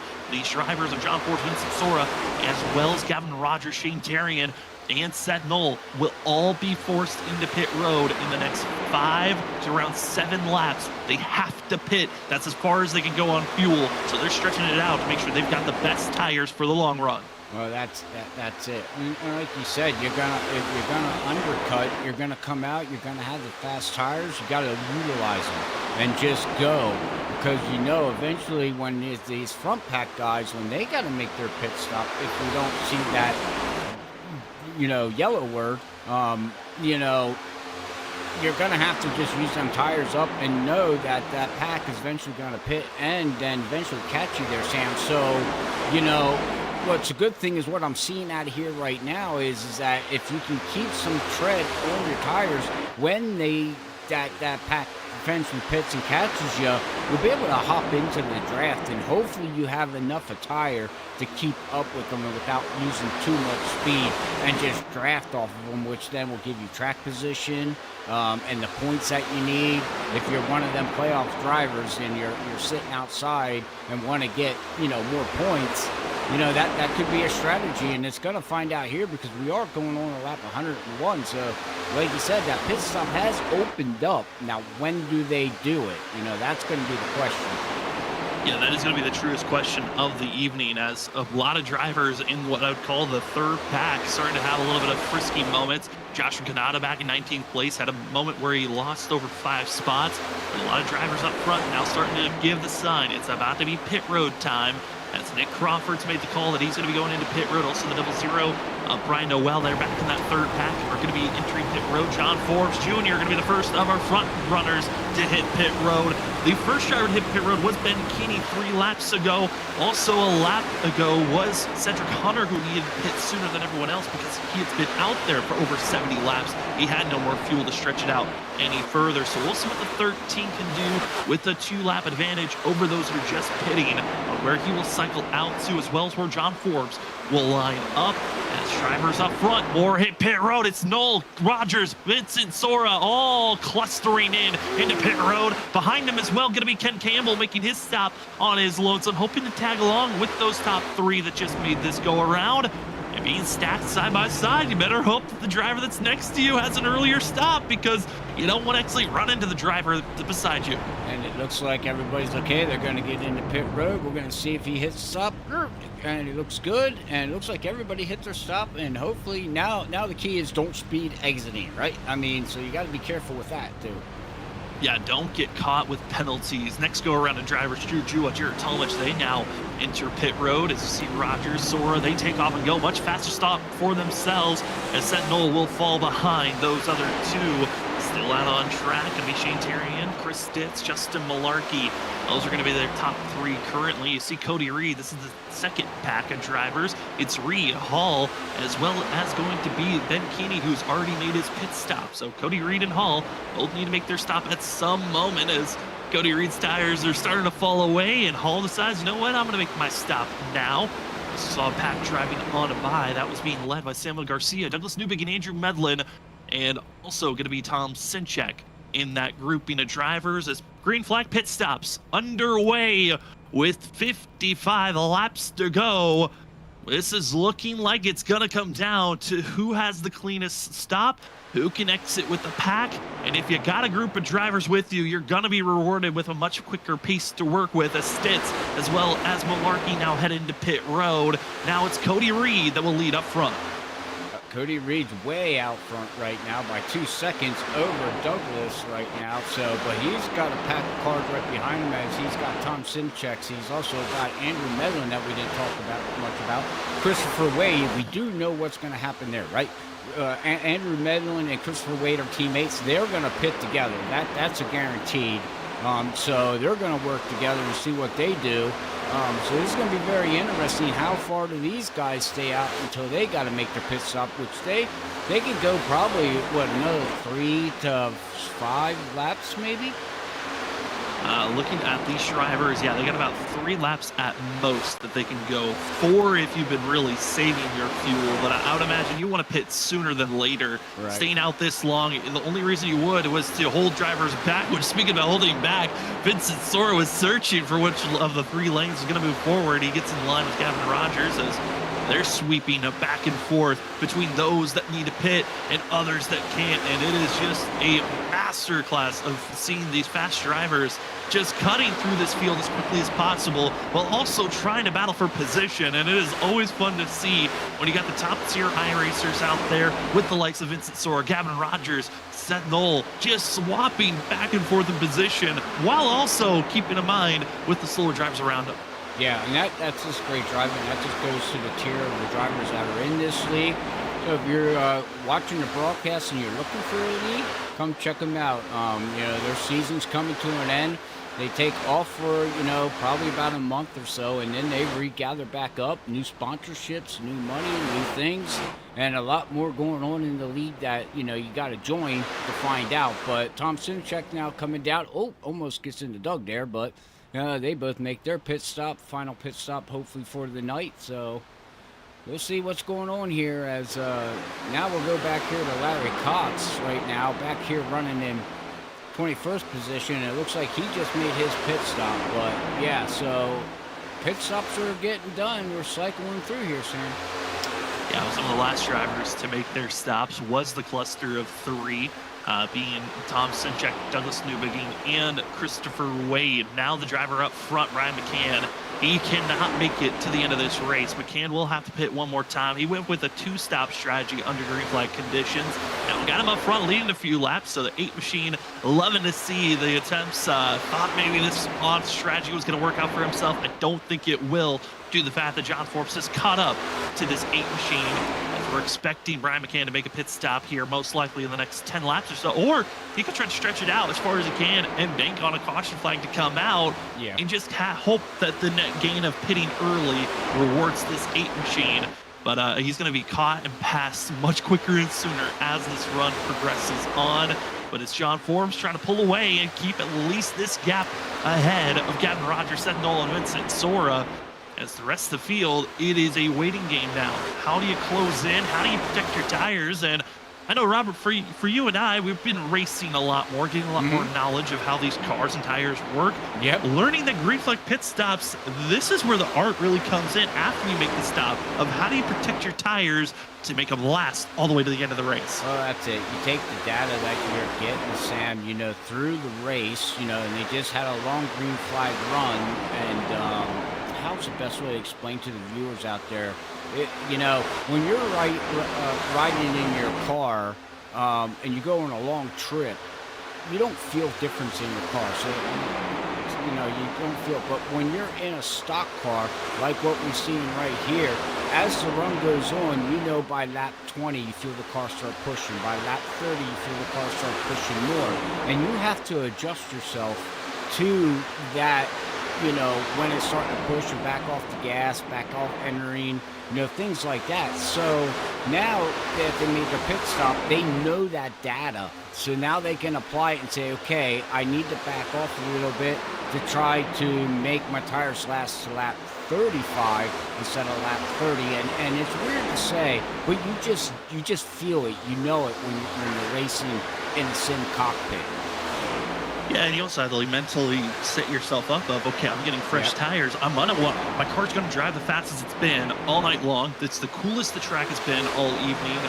And this track and car, when you get fresh rubber, it's gonna feel like you're Superman, and you can just put burner lap after burner lap, and you have to mentally stay focused and know, okay, I cannot just go extremely fast this whole entire run. I have to be patient and willing to make these tires last all the way to the end, but also maximize them. Speaking about maximizing, here's how these drivers are maximizing the evening as the air temperature is now down to 69 degrees. A nice temp for these drivers to work with. Track temp at 75 degrees Fahrenheit. Wind's been staying pretty consistent around 5 miles per hour. Sometimes goes a little bit higher, a little bit lower, but 5 seems to be the middle ground. But tonight's race, humidity is quite low. We like to see that. And as the night has progressed on, the more we've been able to see these cars, at least throughout most of the track. The front stretch, I think it needs a few more lights to be able to see the cars better. Well, I could take not a screenshot, but I could put it on a camera that shows the front lights are literally not on the front stretch. They're out. Somebody forgot to pay the electric bill for that side of the track. I mean, we got the new schemes, got the yellow walls, but the front the lights where we want to see where the finish might be. It's a little bit more difficult for these drivers as the packs are still trying to run down, but John Forbes is being caught. The 11 had over a second lead over the rest of his competitors of Seth Knoll, Vincent Sorg, Gavin Rogers. It is now down to almost a little bit over a half a second as they've been in line and utilizing the draft. And for the 11 of John Forbes, I wonder what his mentality was when he realized he had that second gap lead. If it was to push aggressively to continue to build that gap, or, you know what, I'm going to let them catch me. I'm going to save my tires, recognize this might turn into a pack race, but I need to have the tires to defend these positions, as Forbes was the one that pitted the soonest of our top 6 that are in this pack currently. Shane Darian was not able to stay with our top 6 as the 9 will be battling back with Ken Campbell, Cedric Hunter, Brian McCann in pack number 2. Pack 3 is being led by Chris Ditz back in 11th place, and Andrew Mellon, Ryan Kelly, Cody Reed, Zach Hall, Joshua Kanata in that 3rd group. 4th group, Nick Crawford kind of all on his lonesome in 17th. That is a tough place to be for the 74. He was hoping to have a chance to really go for this playoff push, but even with the great stage points, he was needing a good finish. And if you're Nick Crawford and co that are behind 17th place, you are needing a lot of help to make it to the next round and run for a championship. Larry Yingling officially is out of this race. He is only going to take 30th of points. Christopher Norris is officially out of this race as well, and he'll take 29th. Ryan Ferraro is our first driver out of the race. He'll take 31st, and now it's a wait and see for some of the competition of will we have the surprise late caution. Las Vegas has been known for late cautions to come out. We've gone to overtime as well in the past, but I know this is going to be the fun thing, Robert, of if a late caution comes out, how could that change up the factor of these drivers? Because everyone still has a set of tires waiting in the wings for them. Well, change the factor of their mind is going to go down and make that pit stop and get that fresh tires. Everybody, I mean, that is what's going to happen with that. If we do see that late yellow, like you said, but then it all depends on how many laps are left to go when that yellow comes out with the fresh tires. If you're going to just go for it and try to gain as much positions as you can on them fresh tires, or do you lay back and let the guys try to burn the tires off with enough laps, maybe, to catch back up to them and pass them? I don't know, Sam. It's going to come down to if we get a yellow, when it is at that point of time of how do you, abuse your tires more or less. Absolutely. As the race progresses on, John Forbes is about to be caught by Seth Knoll, Vincent Sora, Gavin Rogers, Drew Jua, and Jarrett Talmadge. Some of the drivers in this top 6 that can steal away and maybe push out our last season's champion, Zach Hall. John Forbes, who entered tonight 7th in points. He is in a position where he either needs to be 10 positions ahead of Zach Hall, which currently where they ride, he is in a lock-in position for the 11 machine. Jarrett Talmadge, he is currently in a spot of a must-win scenario. He didn't get any stage bonus points. He hasn't led a lap. This 27 has to win. With the amount of points that are left on the table and where drivers are running, it's just not in an optimal position to outpoint his competition. It is a win that this 27 needs. He's in the perfect spot, but this is where things can really break up and mess things up for the rest of the field. If you're the likes of Gavin Rogers, if you're Drew Jua, it is just run up front, get a top 6. A win would be nice, but if you finish where you're at, you are automatically locked into the next round. That's all the pressure is on John Forbes as well of Jarrett Talmadge here tonight to finish up front. The 11, he just wants a win to get some extra bonus points. The 27, if he wants to move on to the next round, a win is the only way to do it. Yeah, and I wouldn't want to be in that 27th position, honestly, Sam. I mean, you know your fate. You know that you didn't get stage points. You know the first half of the race, you know, you stayed clean and you put yourself in position, like you said, to get that win. But right now, I mean, he's having a great race. Don't, running in 6th position right now, but he hasn't shown the speed to get up to the front yet. And I don't know if he's going to show the speed or not, but we'll have to see, as it looks like John Forbes' tires might be starting to wear down a little bit. That, or he backed off and figured, you know what, I need to save a little bit here, because these guys ain't going to be pitting no more. They don't need to. They got enough fuel to make it to the end. So I don't know if his tires are just giving up or what's going on with that 11 machine. Well, as long as he stays in the draft, he's in a spot where he can recover. We saw a lot of ebbing and flowing of tire aspects as Gavin Rogers set hold. Now we're going to go back and forth battling for this top spot. But we've seen that yo-yo factor of drivers going back and forth. And oh boy, Noel, Drew, Rogers, be careful. You don't want to just throw it away in an instant. Your fate to move on to a championship hope are still on the line. You don't want to wreck out like this. But looking at the yo-yo factor, we've seen the tires go back and forth. They know it can be a dramatic throwaway if you lose the draft, but you can gain these positions back in the next 20 laps if you salvage your tires and just let your competition burn off all they've got on them. Yeah, oh yeah, I mean, it's all coming down to tires, like we said, not fuel. But I don't know. I get what Seth's doing here, Sam. I know he's a racer. He wants to win. I get it, but you are racing around 5 playoff drivers.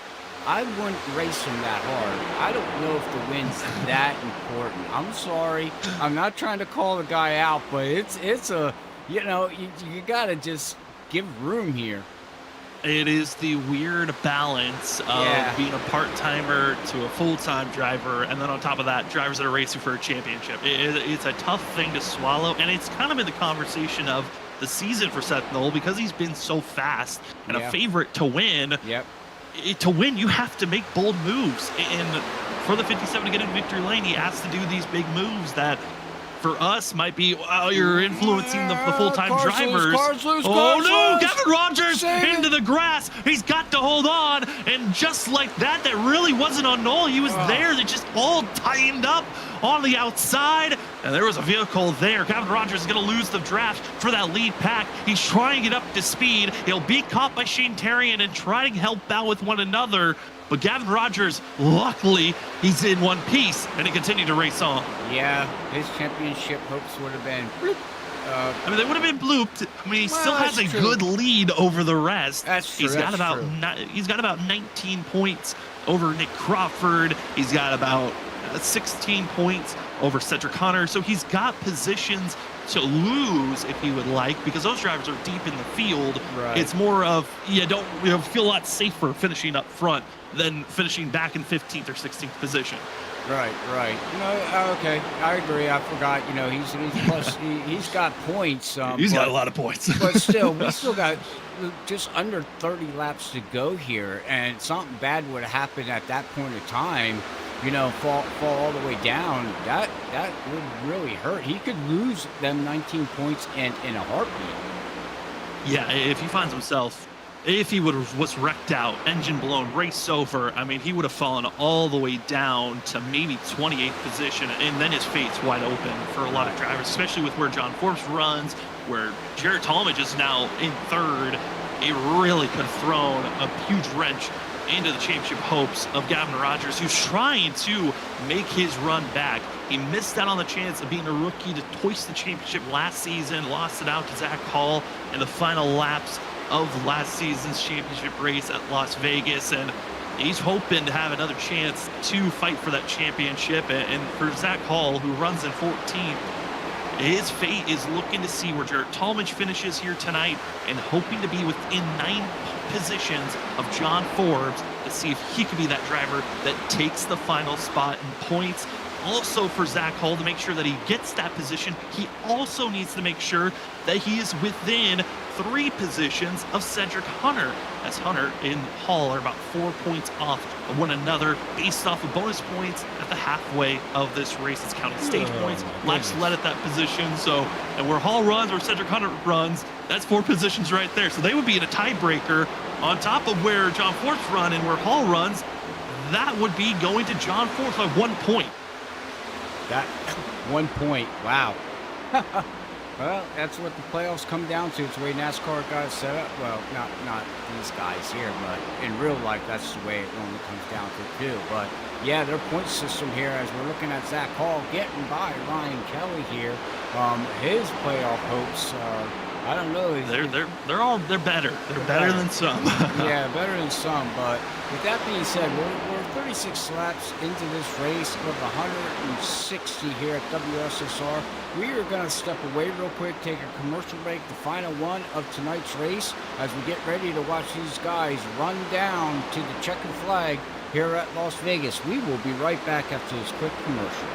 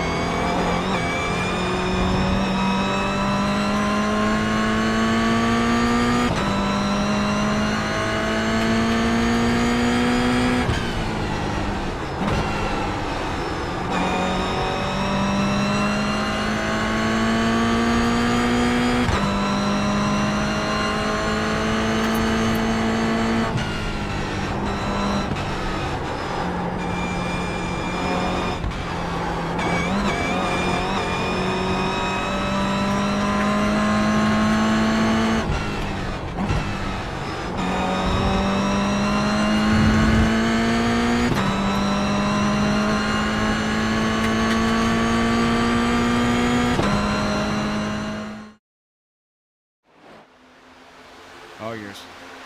Welcome back, ladies and gentlemen. We got a battle for the lead. It's Drew Jua, Gavin, also going to be seeing Vincent Sora, John Forbes, Gavin Rogers battling back with Jared Talmadge. Our top 6 are all within a second of one another. They would go back and forth, and why not go 3 wide for the lead? Drew Jua on the outside, pinching in the middle is going to be seen. John Forbes Jr., Vincent Sora down on the inside, backs out. They are squeezing and bumping, and for one of these drivers, John Forbes, he knows a win could lock him in and have a fighting chance to get into this race. But this is one of those times where you do not want to just get caught up in a wreck.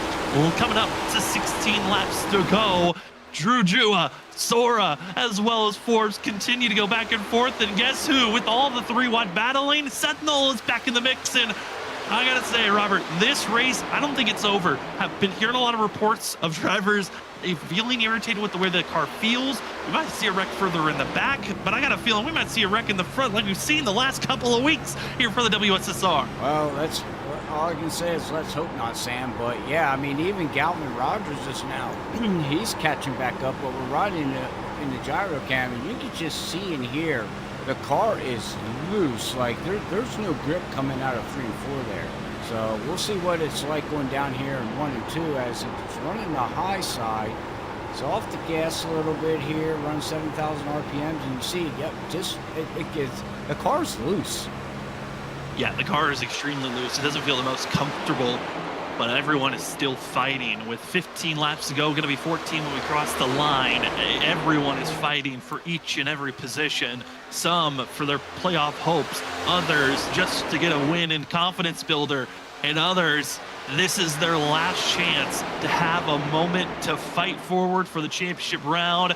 John Forbes, his driver he's looking out for is Zach Hall. He needs to make sure that he is moving up further up from him and have a good position on points as well, where Cedric Hunter lies in 10th place. Both of those drivers are all marching for 1 point for 1 position. There's also another position that's wide open with Larry Yingling out of this race and finishing 30th. There are 2 spots that could be grabbed and open. There's been the revolving door of about 3 drivers for 2 spots. Who can take it? Will it be the likes of John Forbes? Could it be Cedric Hunter, Zach Hall, or will it be the Cinderella story that continues on running in 6th in this lead pack, the 27 of Jared Talmadge? Talmadge needs a win. Might be for John Forbes as well if they're going to find themselves in the championship round. Yeah, well, you said that battle going on, but how about we just put 6 cars right on top of each other and put in number 7, make it 7 cars in a lead pack here. And Seth Knoll goes way high, gets into the wall a little bit there, so the sparks come flying out. But I was interested in John Forbes, what he did there. You know, he backed off and went back, saved some of his tires, and now look at him. He's right back up here as Vincent Sora now is going to get a little high, a little tight coming out of the corner. And, man, I don't know, Sam, but like you said, with 12 laps to go, this race is far from being over. And we were talking under commercial break. What is Seth Knoll going to do as a non-championship contender, not in the playoffs anymore? What factor was he going to be playing in tonight's race? Also, now Shane Terrian being another playoff contender not in this. How are they going to race around one another as big slip-ups all around? John Forbes continues to race on. Gavin Rogers with the big slip-up. But now we have got 2 wild card factors that are non-playoff contenders.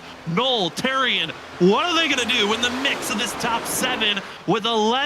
Now crank it down to 10 laps to go. This race is wide open for 7 drivers to see who can take the win here at Las Vegas for your championship hopes. They are on the line for the 11 and 27. Well, that's it. If I'm the 27, you don't got the power to go. I would just stay where you're at and hope something dramatically happens up here, because we just seen Drew Brewer a lap ago. Second time now in a row, he has clipped that wall exiting. So he's really, and you can see the left side of that car is pancaked, Sam. It's getting a little bit more scraped up, but he's still fighting forward. Is this 88? But he keeps tightening up off the exit of the corner. And if you're that driver on the outside, you need the massive run, and you need to make clearance quickly, as John Forbes now going to be thinking about giving a push and helping out his teammate of Vincent Sora on the outside. But instead, Drew tightens up more as the 11 and 15. Teammates, allies, rivals, it's Forbes down to the lead with 9 laps to go.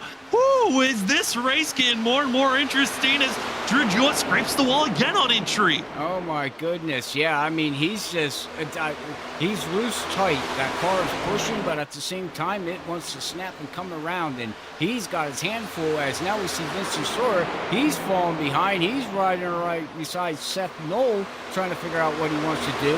We got, what is that? The 9, Shane Terrian. He's making the pass under the 27, or he already did make the pass. And now he's got to figure out what he wants to do up front here, as he's going to look 3 wide.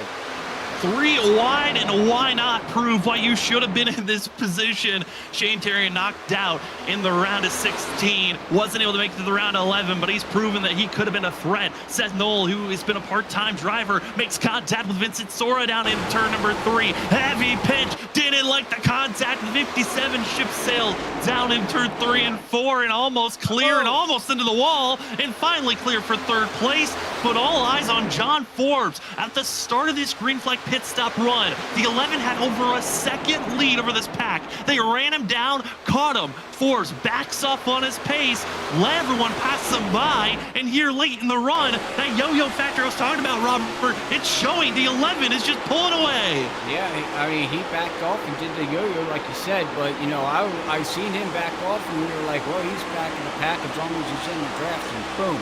Look at this. He backed off, he saved his tires, he knew what he needed to do, and now he is gone.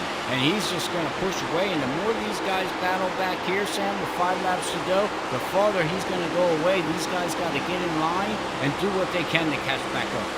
Or will they wreck? Knoll and Sora just cannot find a way to get off one another, and they're almost making contact every time they enter the corner, every time they exit the corner. These 51 and 57 just cannot get away from each other at this moment, and there it is, contacting the wall, pushing Knoll into the wall, up in front of Rogers, into Tolmage, and there's our late wreck. We're going to overtime. Oh my goodness, we were waiting for it, and it happened. Oh, look out, everybody. Everyone scattering by, finally able to get rolling. And Robert, that was one of the things we were waiting for. I don't know if it was full net code, but I know that there's been an issue on iRacing this week of drivers hitting the outside wall, and it ricochets an invisible car off to the side. These drivers are really close all night long, and here's going to be another look at it. I don't know if this angle's going to give us the perfect shot of it, but Vincent Sora bounces off the wall, and then it ricochets slightly into the 57, pushing him into the grass, and ultimately sliding in front of Rogers and the 27 Talmadge, who both did not need that slight extra damage. Doesn't look like they have enough to send him into pit road, but here's that contact bouncing off the wall, and yeah, it was netcode by a foot. Just ricochets the 57 into the grass, and then it's hold on to dear life. Overcorrects into the field. Rogers, Talmadge, contact, slight bumper for the both of them. I think they'll be able to race on, but Seth Knoll gets the worst in the 57. Yeah, unfortunately, the Black Beast got him. Unfortunately, that netcode, man, is bad here right now. Even after this update, we were hoping that iRacing would fix it a little bit, and it's not looking like it's fixed yet. Yeah, big update, big changes, and it just has gotten worse in a lot of ways. But here's the fun. It's into pit road. Do not make mistakes. Who's taking 2 tires? Who's taking 4? The gambles, who will take the first advantage? We stay on board with John Forbes, who's the leader. 2 tires for the 11. Who else will join with the 11 with the 2-tire call? Who will take 4? Is it security, or is it just pure pace off the exit? And Forbes looks like he will be setting sail. He was the one driver who takes himself 2 tires. Joining him are a bunch of others. Vincent Sora, Drew Jewett, Gavin Rogers, Jared Talmadge, and most of the field taking 2 tires. Our top 11 all took 2 tires. Well, now we're going to see how the new tires work, right? I mean, is it 2 or is it 4? Which one is getting the true advantage here? Yeah, I don't know. With 3 laps to go, I think the 2-tire strategy call was good. My only worry with that, Sam, is that we've seen how these cars were really loose here at the end of this before the yellow came out. So how worn are those left tires, and will the car, stick for at least 3 laps? Well, I mean, tune in, ladies and gentlemen, because it's only going to get wild here at WSSR. So, give us your comments out there in chat. What do you think? Do you think it was worth 2 tires, or do you think the 4 tires are gonna catch and pass? An update for drivers involved in that incident. Sentinel still in pit road getting damage repairs for himself. Other drivers of note, John Forbes going to be up front with 2 tires. Vincent Sora 2 tires. Drew Jua 2 tires. Kevin Rogers 2 tires. Jared Talmadge in 5th took 2 tires. Ryan Kelly in 7th took 2 tires. Cedric Hunter took 2 tires. He'll be running in 7th and 8th position, side by side with Kelly. We fall all the way down to 16th place. That's where we find Zach Hall. He's got a long way to move forward and to get closer at least to some of his competition. He needs to be within 4 positions of Cedric Hunter. Needs to be within 9 positions of John Forbes to try to make sure he's fighting for a spot into the next round and hope that the 11 does not win. Also, Jared Talmadge, if he wins, he could spice things up here. Down in pit road, still getting service done, is Larry Yingling, who his hopes of making it to the next round, I think they're snuffed out and over with. But man, Robert, this is when the fun truly has begun. Overtime is here. We got 1 attempt of 3 to start out. We got 3 attempts if needed. If you've never seen overtime before, it is a green-white checker. That means it's going to be 2 laps to go. If we complete the first lap with no caution, we will race it to the end. If we get a caution under our first lap, we go to overtime attempt number 2. What a way to finish out the round of 11. Who will be inside of the top 6 in points to race for a championship? Let's find out. Overtime attempt number 1 is underway at Las Vegas. It's John Force, the big launch for himself. Outside lane did not get going. It's going to be side by side for 2nd place. Drew Jua, Vincent Sora. Who can get to the back bumper of the 11? Or will it be someone with 4 tires deeper in the field that can make the better run and charge? As Forbes looks good off of turn number 2. Rest of the field searching for space. Where can you attack? Can we stay clean and green? Or will a caution flag spice things up? It's Forbes running a little bit high. Drew Jua with the launch off the exit of the corner. We're 3 wide back in 6th place, but we stay to the white flag. This race is official. Here we go. 3 wide, battling back for outside the top 10, but Drew Jua wants this win. White flag sponsored by Freaky Fast Broadcasting. Jared Talmadge wants the win. John Forbes wants it as well. The 27 gets blocked by Vincent Sora. He's going to go all the way down, but Drew Jua, Lucky Ducks, would like to just take this one for himself. 88 looks good. 11 make contact off the exit of the corner. They bang to the line. It's John Forbes taking it here in Las Vegas. Wow, what a finish. John Forbes started this race 2 laps down, said that's okay, I'll take it from there in victory lane, and the championship round calls for the 11. Congratulations to Forbes. Congratulations to Drew Jua, Vincent Sora. Great runs all around, but your heart has to go out for Jared Talmadge because now his fate's up to the calculator. Was there enough points, or is the 27's hopes for moving on to the championship round snuffed out, and is the Cinderella story over? And Robert, the numbers are simple and easy. The 11 wins, and he also will be our Whiplash SimCam's biggest mover of the day. Started 31st, started 2 laps down, and victory lane for himself. Congratulations to the 11 of John Forbes for taking the Whiplash SimCam's biggest mover award and victory lane. The rest of the field better stack up and get ready. It was nightmare fuel sweeping the round of 11. Vincent Sora did it last week, winning at New Hampshire, and then his teammate of John Forbes wins here tonight. Gonna be a fun one to watch. We will be back after this. We got interviews for the post-race show. We'll talk to our top 3, John Forbes, Drew Jua, Vincent Sora, and the spotlight driver most likely gonna be who is the 6th driver to make it into the championship round. We'll find out right after this. We'll be back in just a few moments.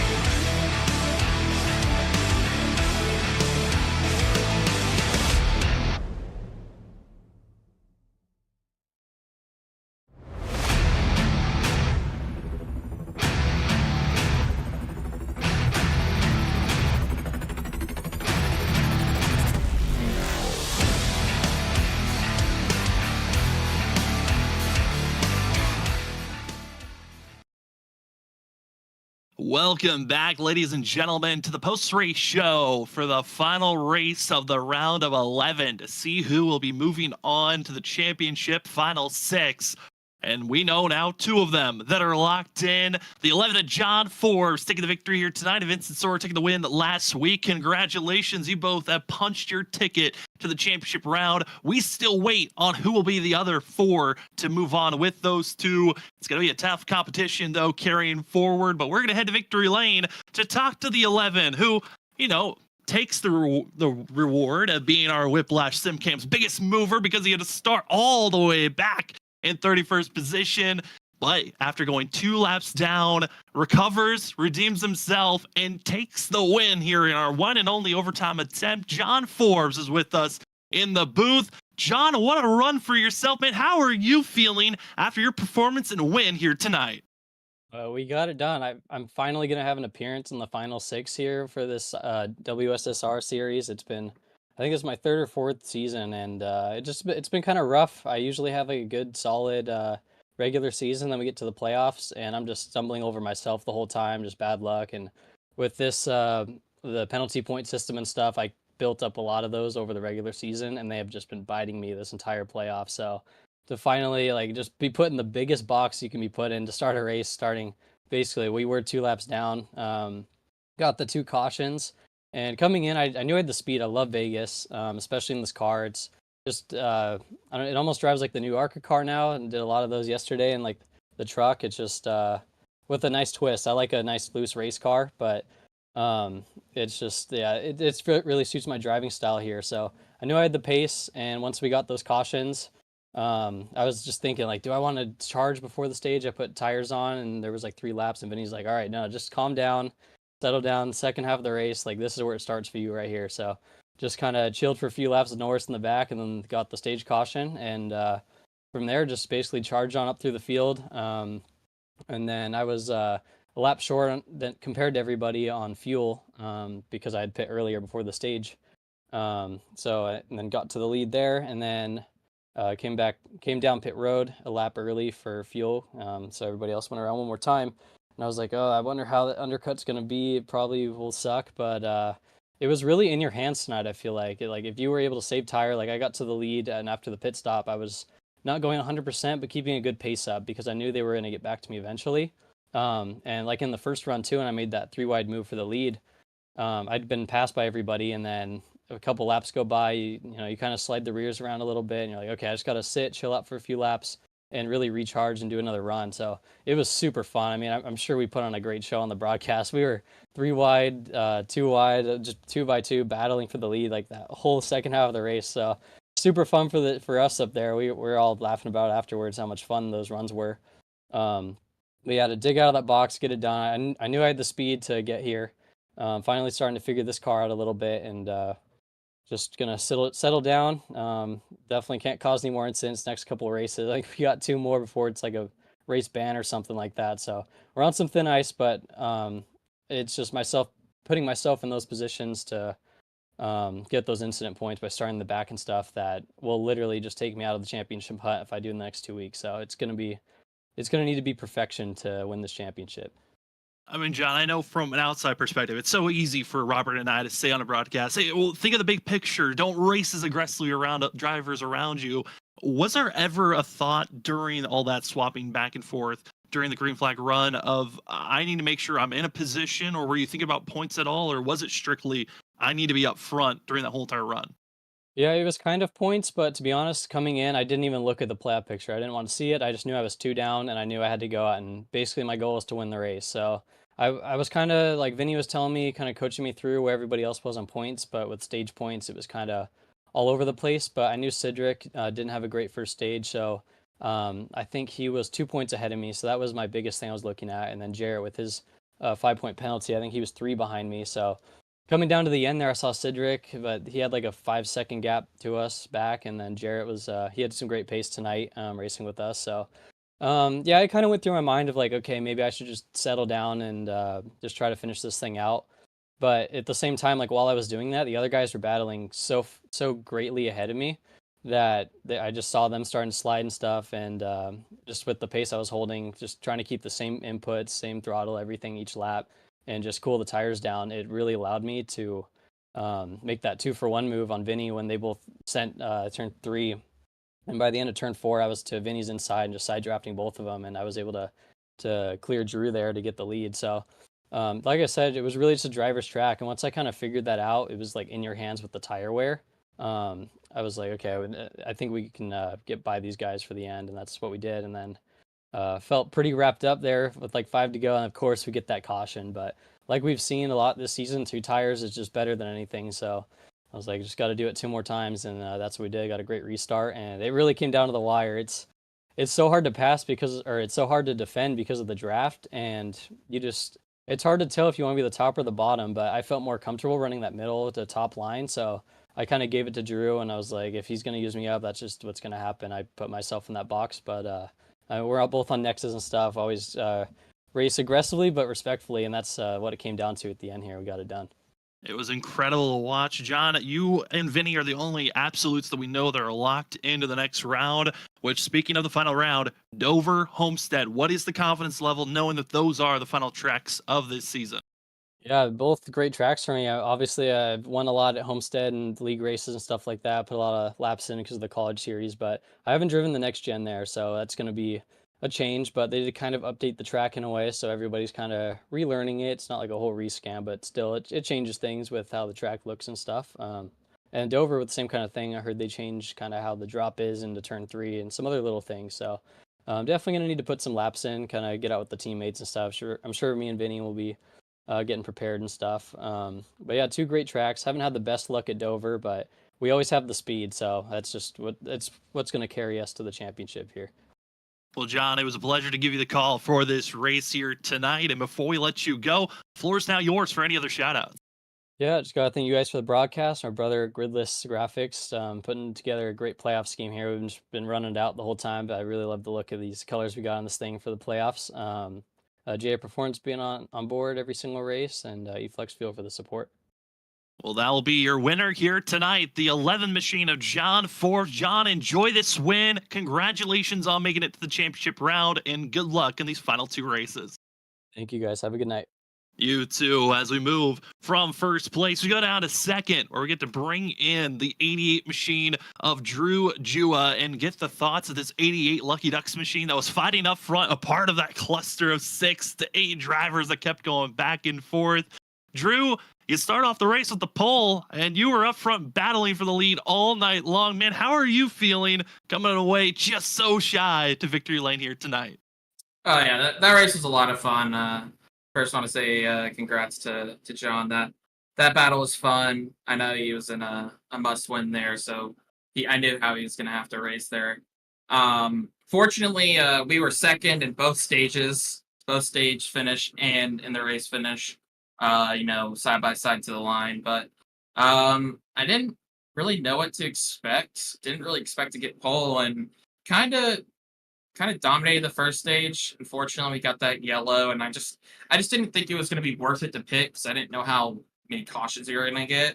That caution, the first caution on the stage, saved me, but I couldn't really do anything. I plowed one corner, and Zach and Nick were both there, and fortunately, we get second. A lot of points though, so felt like we were in a pretty safe position going into the rest of the race. Raced up front, like you said.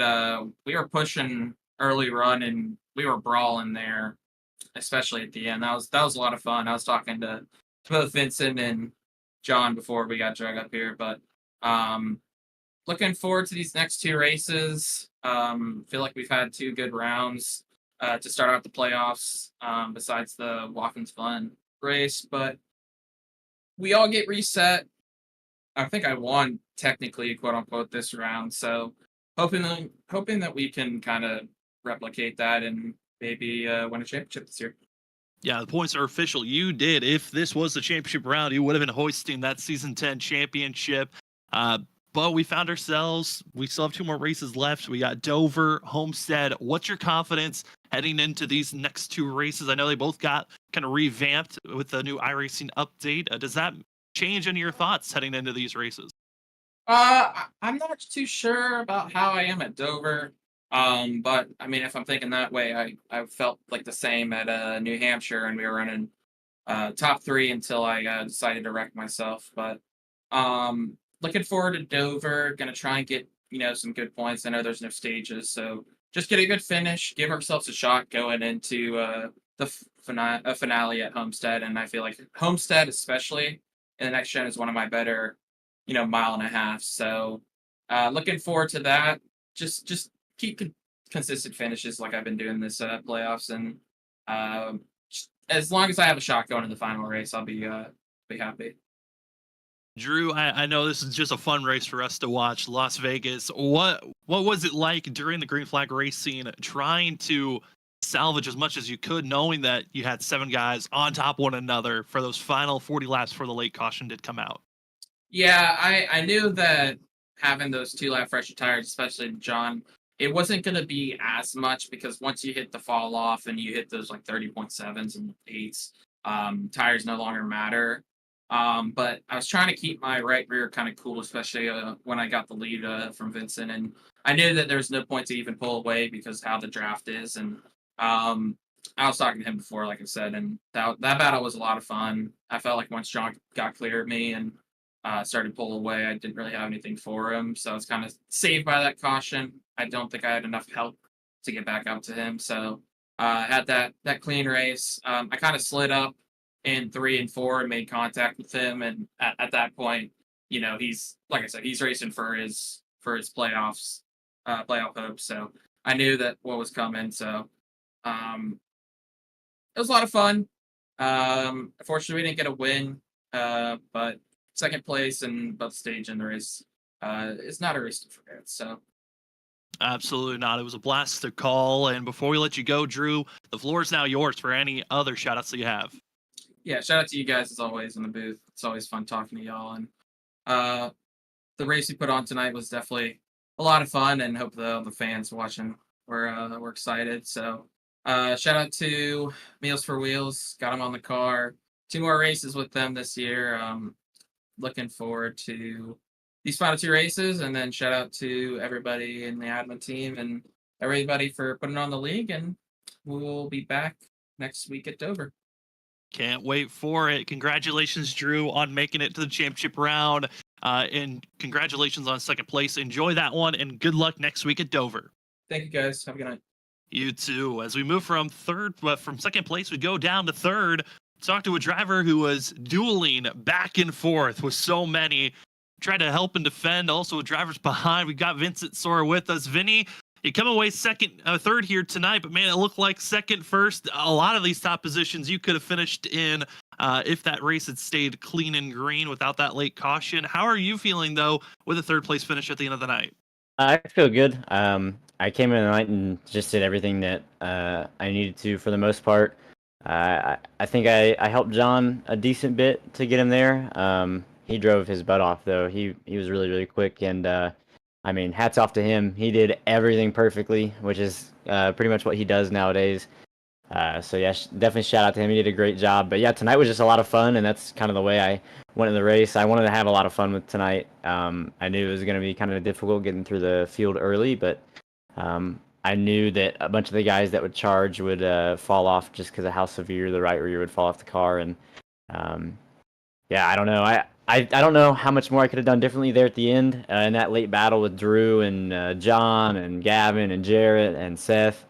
I think it was all just kind of who got to the clean air at the perfect time. And when I finally cleared Drew, it wasn't the perfect time because we were all still spaced up or so close together that they just kind of drafted right back around me. And then I had to try to start from scratch, try to get back up to the lead, and it was just too late at that point. But yeah, I had a lot of fun tonight and did everything I needed to.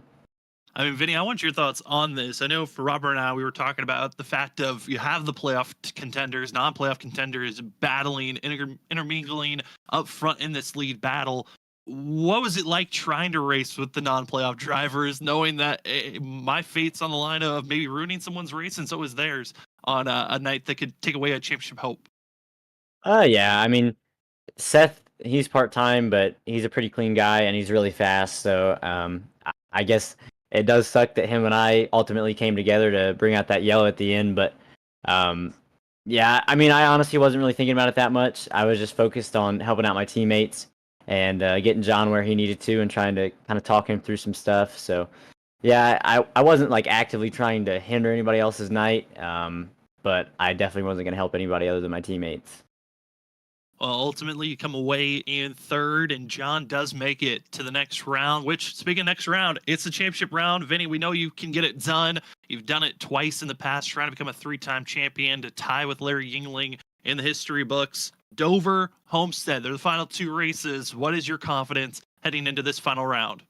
I feel really good. I think the key to success is confidence around here, and in the past, it's gotten me to some really good places. So yeah, I don't know. I just got to go into it with a good mentality and know that I'm one of the best guys here, and I don't have 2 rings sitting on a shelf for no reason. So, I'm going to go out there and chase some wins and cut no breaks to guys, and hopefully I'll get number 3. We hope for that for you as well, Vinny. Well, congratulations on third place here tonight. Before we let you go, the floor is now yours for any other shout-outs. Yeah, definitely. First off, just everybody up there all night that battled really clean and hard. It was a lot of fun. I love when we can have good, pretty much fairly green races like that. That's what iRacing should be about. Shout out to John. He drove his butt off tonight. He did a great job, and I hope that I don't regret helping him out a few times tonight here in a couple weeks. Shout out to all the sponsors that make this possible. Shout out to all the admins over here because they do a phenomenal job, and I can't wait for the next few races and then the season to come. And then last but not least, you guys for broadcasting. Well, thank you for giving us such a great show to call. Vinny, congratulations on third. Enjoy it, and good luck next week at the start of the championship round at Dover. Thanks, boys. Have a good one. You too, as we head away from our top 3, and we go to the driver who takes the final spot. Your 6 drivers will be running for a championship. It's going to be the Drew Jua, Vincent Sora, Ryan Kelly, Gavin Rogers, John Forbes, and taking the final spot, he finished 8th here tonight.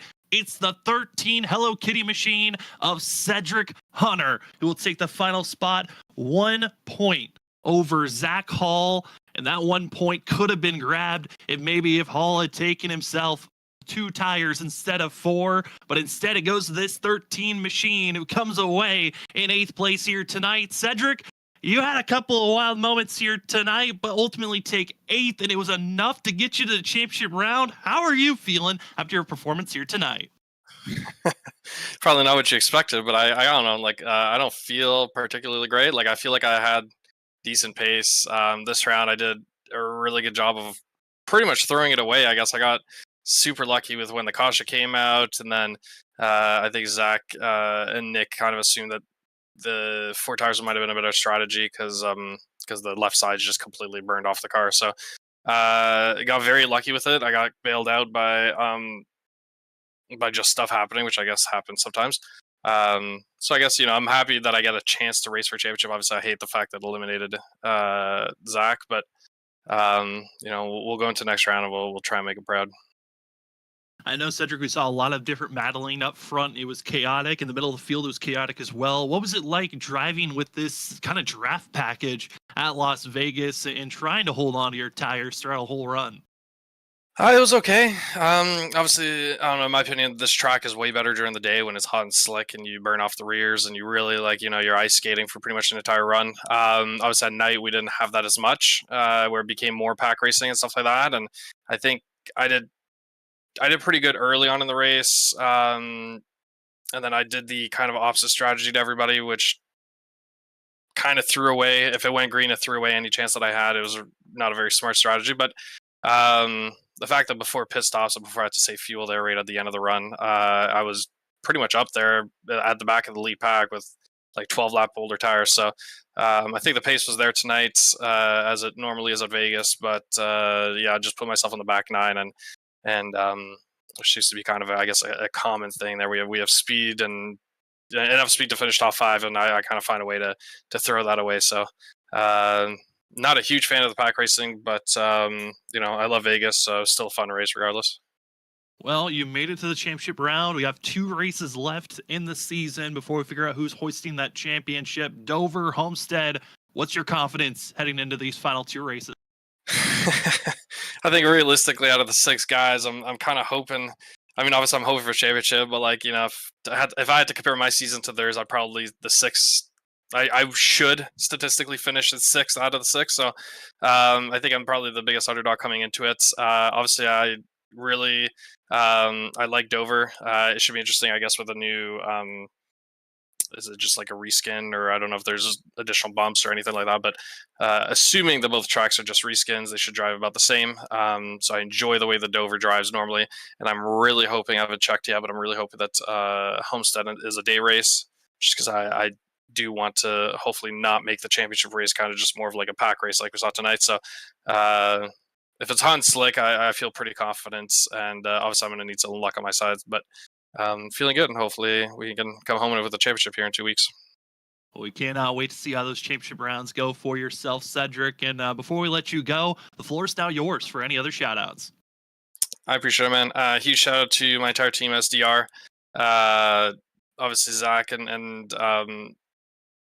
obviously Zach had really good pace throughout the season. Only finished 1 point back, which is kind of unfortunate because if that last caution never came out, I was the one that was going to get eliminated, and he would have made it in. So, and Nick as well. He's really, really fast. I think he just, I don't actually know what happened to him tonight, if he had contact or if the pace just maybe wasn't completely there, but he was also fast throughout the whole season. It could have been, a threat, I guess, to make a run for the championship. And unfortunately, Norris hasn't really showed up that much as of late, but always great to race with him. Hopefully we could see more of him come next season. But shout out to you guys for doing the broadcast, to all the drivers for showing up, to the fans for tuning in, and hopefully we get to hoist the trophy soon. I hope that as well. That will be the driver who makes it in as the sixth driver of our Championship 6. I'll race in the next round. Cedric Hunter comes away 8th here tonight, just enough to make it into that final round. Cedric, enjoy the fact that you made it to the final round, and good luck next week at Dover. I appreciate it, man. Thank you. And we now move on from our interviews to our unofficial results here tonight. What a wild night of racing we've got to see. Pack racing up and down throughout the field, but ultimately it was who could survive overtime, and it goes to John Forbes Jr. Two-tire strategy was 2 laps down at the start of this race. Got those laps back, got up front, and never turned around. The 88 machine of Jurjua took the pole, but he'll finish second, with Vincent Sora taking third. Jared Talmadge, all of his hopes of making it to the championship round, they will be snuffed out for this Cinderella story, as the clock is hit midnight for himself, but he'll take 4th here this evening. Still a solid run for the 27 team. Ryan Kelly, the 2-tire call there late in overtime, gave him the positions to take 5th and will move on to the championship round as well for himself. Justin Malarkey, what a huge start. He was challenging those front runners and leading laps. He'll come away 6th here this evening. Shane Terry will take 7th. 8th is where Cedric Hunter will fall. 9th for the 7 of Douglas Newbigin, who also had a drive-through penalty at the start of this race. He'll come away in the top 10. And Chris Ditz, who started in pit road here tonight, will take 10th. Just outside of our top 10, we find Cody Reed. He'll come away 11th, but obviously disappointment for the one at Zach Hall, who will not be able to defend his championship this season. Our Season 9 champion will have to watch his team and Cedric Hunter go for a chance, as 13th was where Hall finished. Other drivers that had disappointing finishes, but we'll move on. Gavin Rogers will take 16th for himself. We saw Ken Campbell up there at times. Nick Crawford will miss out on championship hope. He'll finish 19th. Josh Kanata, who was up front at times, he'll take 21st, but looking all the way down to 26th, we find Seth Knoll caught up in that late wreck that took him out, and Larry Yingling coming away down in 30th here this evening. He is out of the championship as well. Robert, a wild evening we got to see for these drivers. Shocking for some, but moving on, our Championship 6 that get to fight for a championship. Jurjua, Vincent Sora, Ryan Kelly, Gavin Rogers, John Forbes, and Cedric Hunter are your Championship 6. Yeah, wow. What a race. What a job for, it's just so much to try to put into a broadcast. I mean, congratulations to all the guys that made it this far into the championship race. It's been one heck of a season. Sam, we're down to 2 more races. So, wow, what a long season. What a tough battle to get right here where these guys are now. And but congratulations to them for making it into the playoffs. We are down to 2 more races, ladies and gentlemen. Now, if you didn't like tonight's content and you're an iRacing fan, you got to make sure you tune in for Dover and the final race at Homestead, because it's just going to be a brawl. It's going to be a shootout. These guys will not give up. They will race you hard, and they will bump you if they need to. So, Sam, it's going to be very interesting to see what the next 2 races are in our hands for us. It certainly will be. And if you would like to see more racing action that we get to call here on Freaky Fast Broadcasting, we got the championship round as well as the start of the season for the ISRC Truck Series as they head to Chicagoland this upcoming Monday night, as we will see those trucks. So you like the pack racing here tonight, you're going to see a lot of pack racing on Monday. And you saw John Forbes, Vincent Sora, they were challenging around one another. They're most likely going to do the same on Monday night. Who will challenge them? You'll find out and see again this upcoming Monday, as well as like we said, we got Dover next week. But we also want to say thank you to another primary sponsor of the WSSR, being Trophy Smack. We didn't get to do their full rundown because of how chaotic things got. I kind of forgot, but we want to say thank you to Trophy Smack, our trophy provider since season 4. It was first championship rings, but the last few seasons it's been actual trophies that have been customized for the drivers themselves that win the championship. You can get your own custom trophies or pre-made trophies from Trophy Smack, from rings, belts, trophies, and more. Head over to TrophySmack.com today. That more Wall Smack. It's a metal plate where you put your own custom image on, in plenty of different sizes, where you can mount it on your wall with their wall-safe magnet mounting system, or you can put it on your shelf or desk with their stand as well that comes with the Wall Smack. And when purchasing from Trophy Smack, remember to use the promo code WSSR SMACK for 10% off. Again, that is WSSR SMACK for 10% off. We also want to say thank you to GTR Simulators, as GTR Simulators is one of the best places to go to get your simulator rigs, to get into iRacing, racing in general. They've got plenty of experienced pro-level racing that you can get at home, of setups for you. Again, go over to gtrsimulators.com to check out what they've got for you. You remember to use promo code WSSR for 10% off. With F1 starting up this weekend, why not get yourself pro-level racing for home with their GTA Compact V2 Stake F1 Team Kick Salber equipment. Again, head over to gtrsimulators.com to check out all that they have for service. And finally, we want to say thank you to our newest sponsor and team partnership, you could say, Whiplash Sim Cams. They are our major sponsor for Biggest Mover of the race, and also are our camera providers moving forward. We're so happy to be working with Whiplash Sim Cams. Go on to Google and look up Whiplash Sim Cams today and see all the ways you can get cameras offered to you for iRacing's best coverage. Thank you so much to all the amazing providers, and for you, the fans, for joining with us here on your Wednesday night. I want to say thank you for myself, Sam Dyer, for Robert Moyer Jr., and for everyone else that helps out here on Freaky Fast Broadcasting on Mondays and Wednesday nights. Thank you for joining with us, as it was a blast to give you the call, getting to see John Forbes Jr. take the win by 1/100th of a second over Drew Jua. It was a fun one to watch and see in overtime, as we've got our 6 drivers that will continue on into the championship round. 2 races, 2 chances to make a big splash and become a champion. Some are looking for the history books. Some are looking for their own glory. And it will all be here on Freaky Fast Broadcasting Wednesday night for the final round of the playoffs for the WSSR Cup Series Season 10. If you can't wait until then to see more racing action, we will see you Monday night. Chicagoland trucks, pack racing. Who will steal race number 4 for the ISRC Truck Series? Have to wait until then. We'll see you Monday night for our next Freaky Fast broadcast.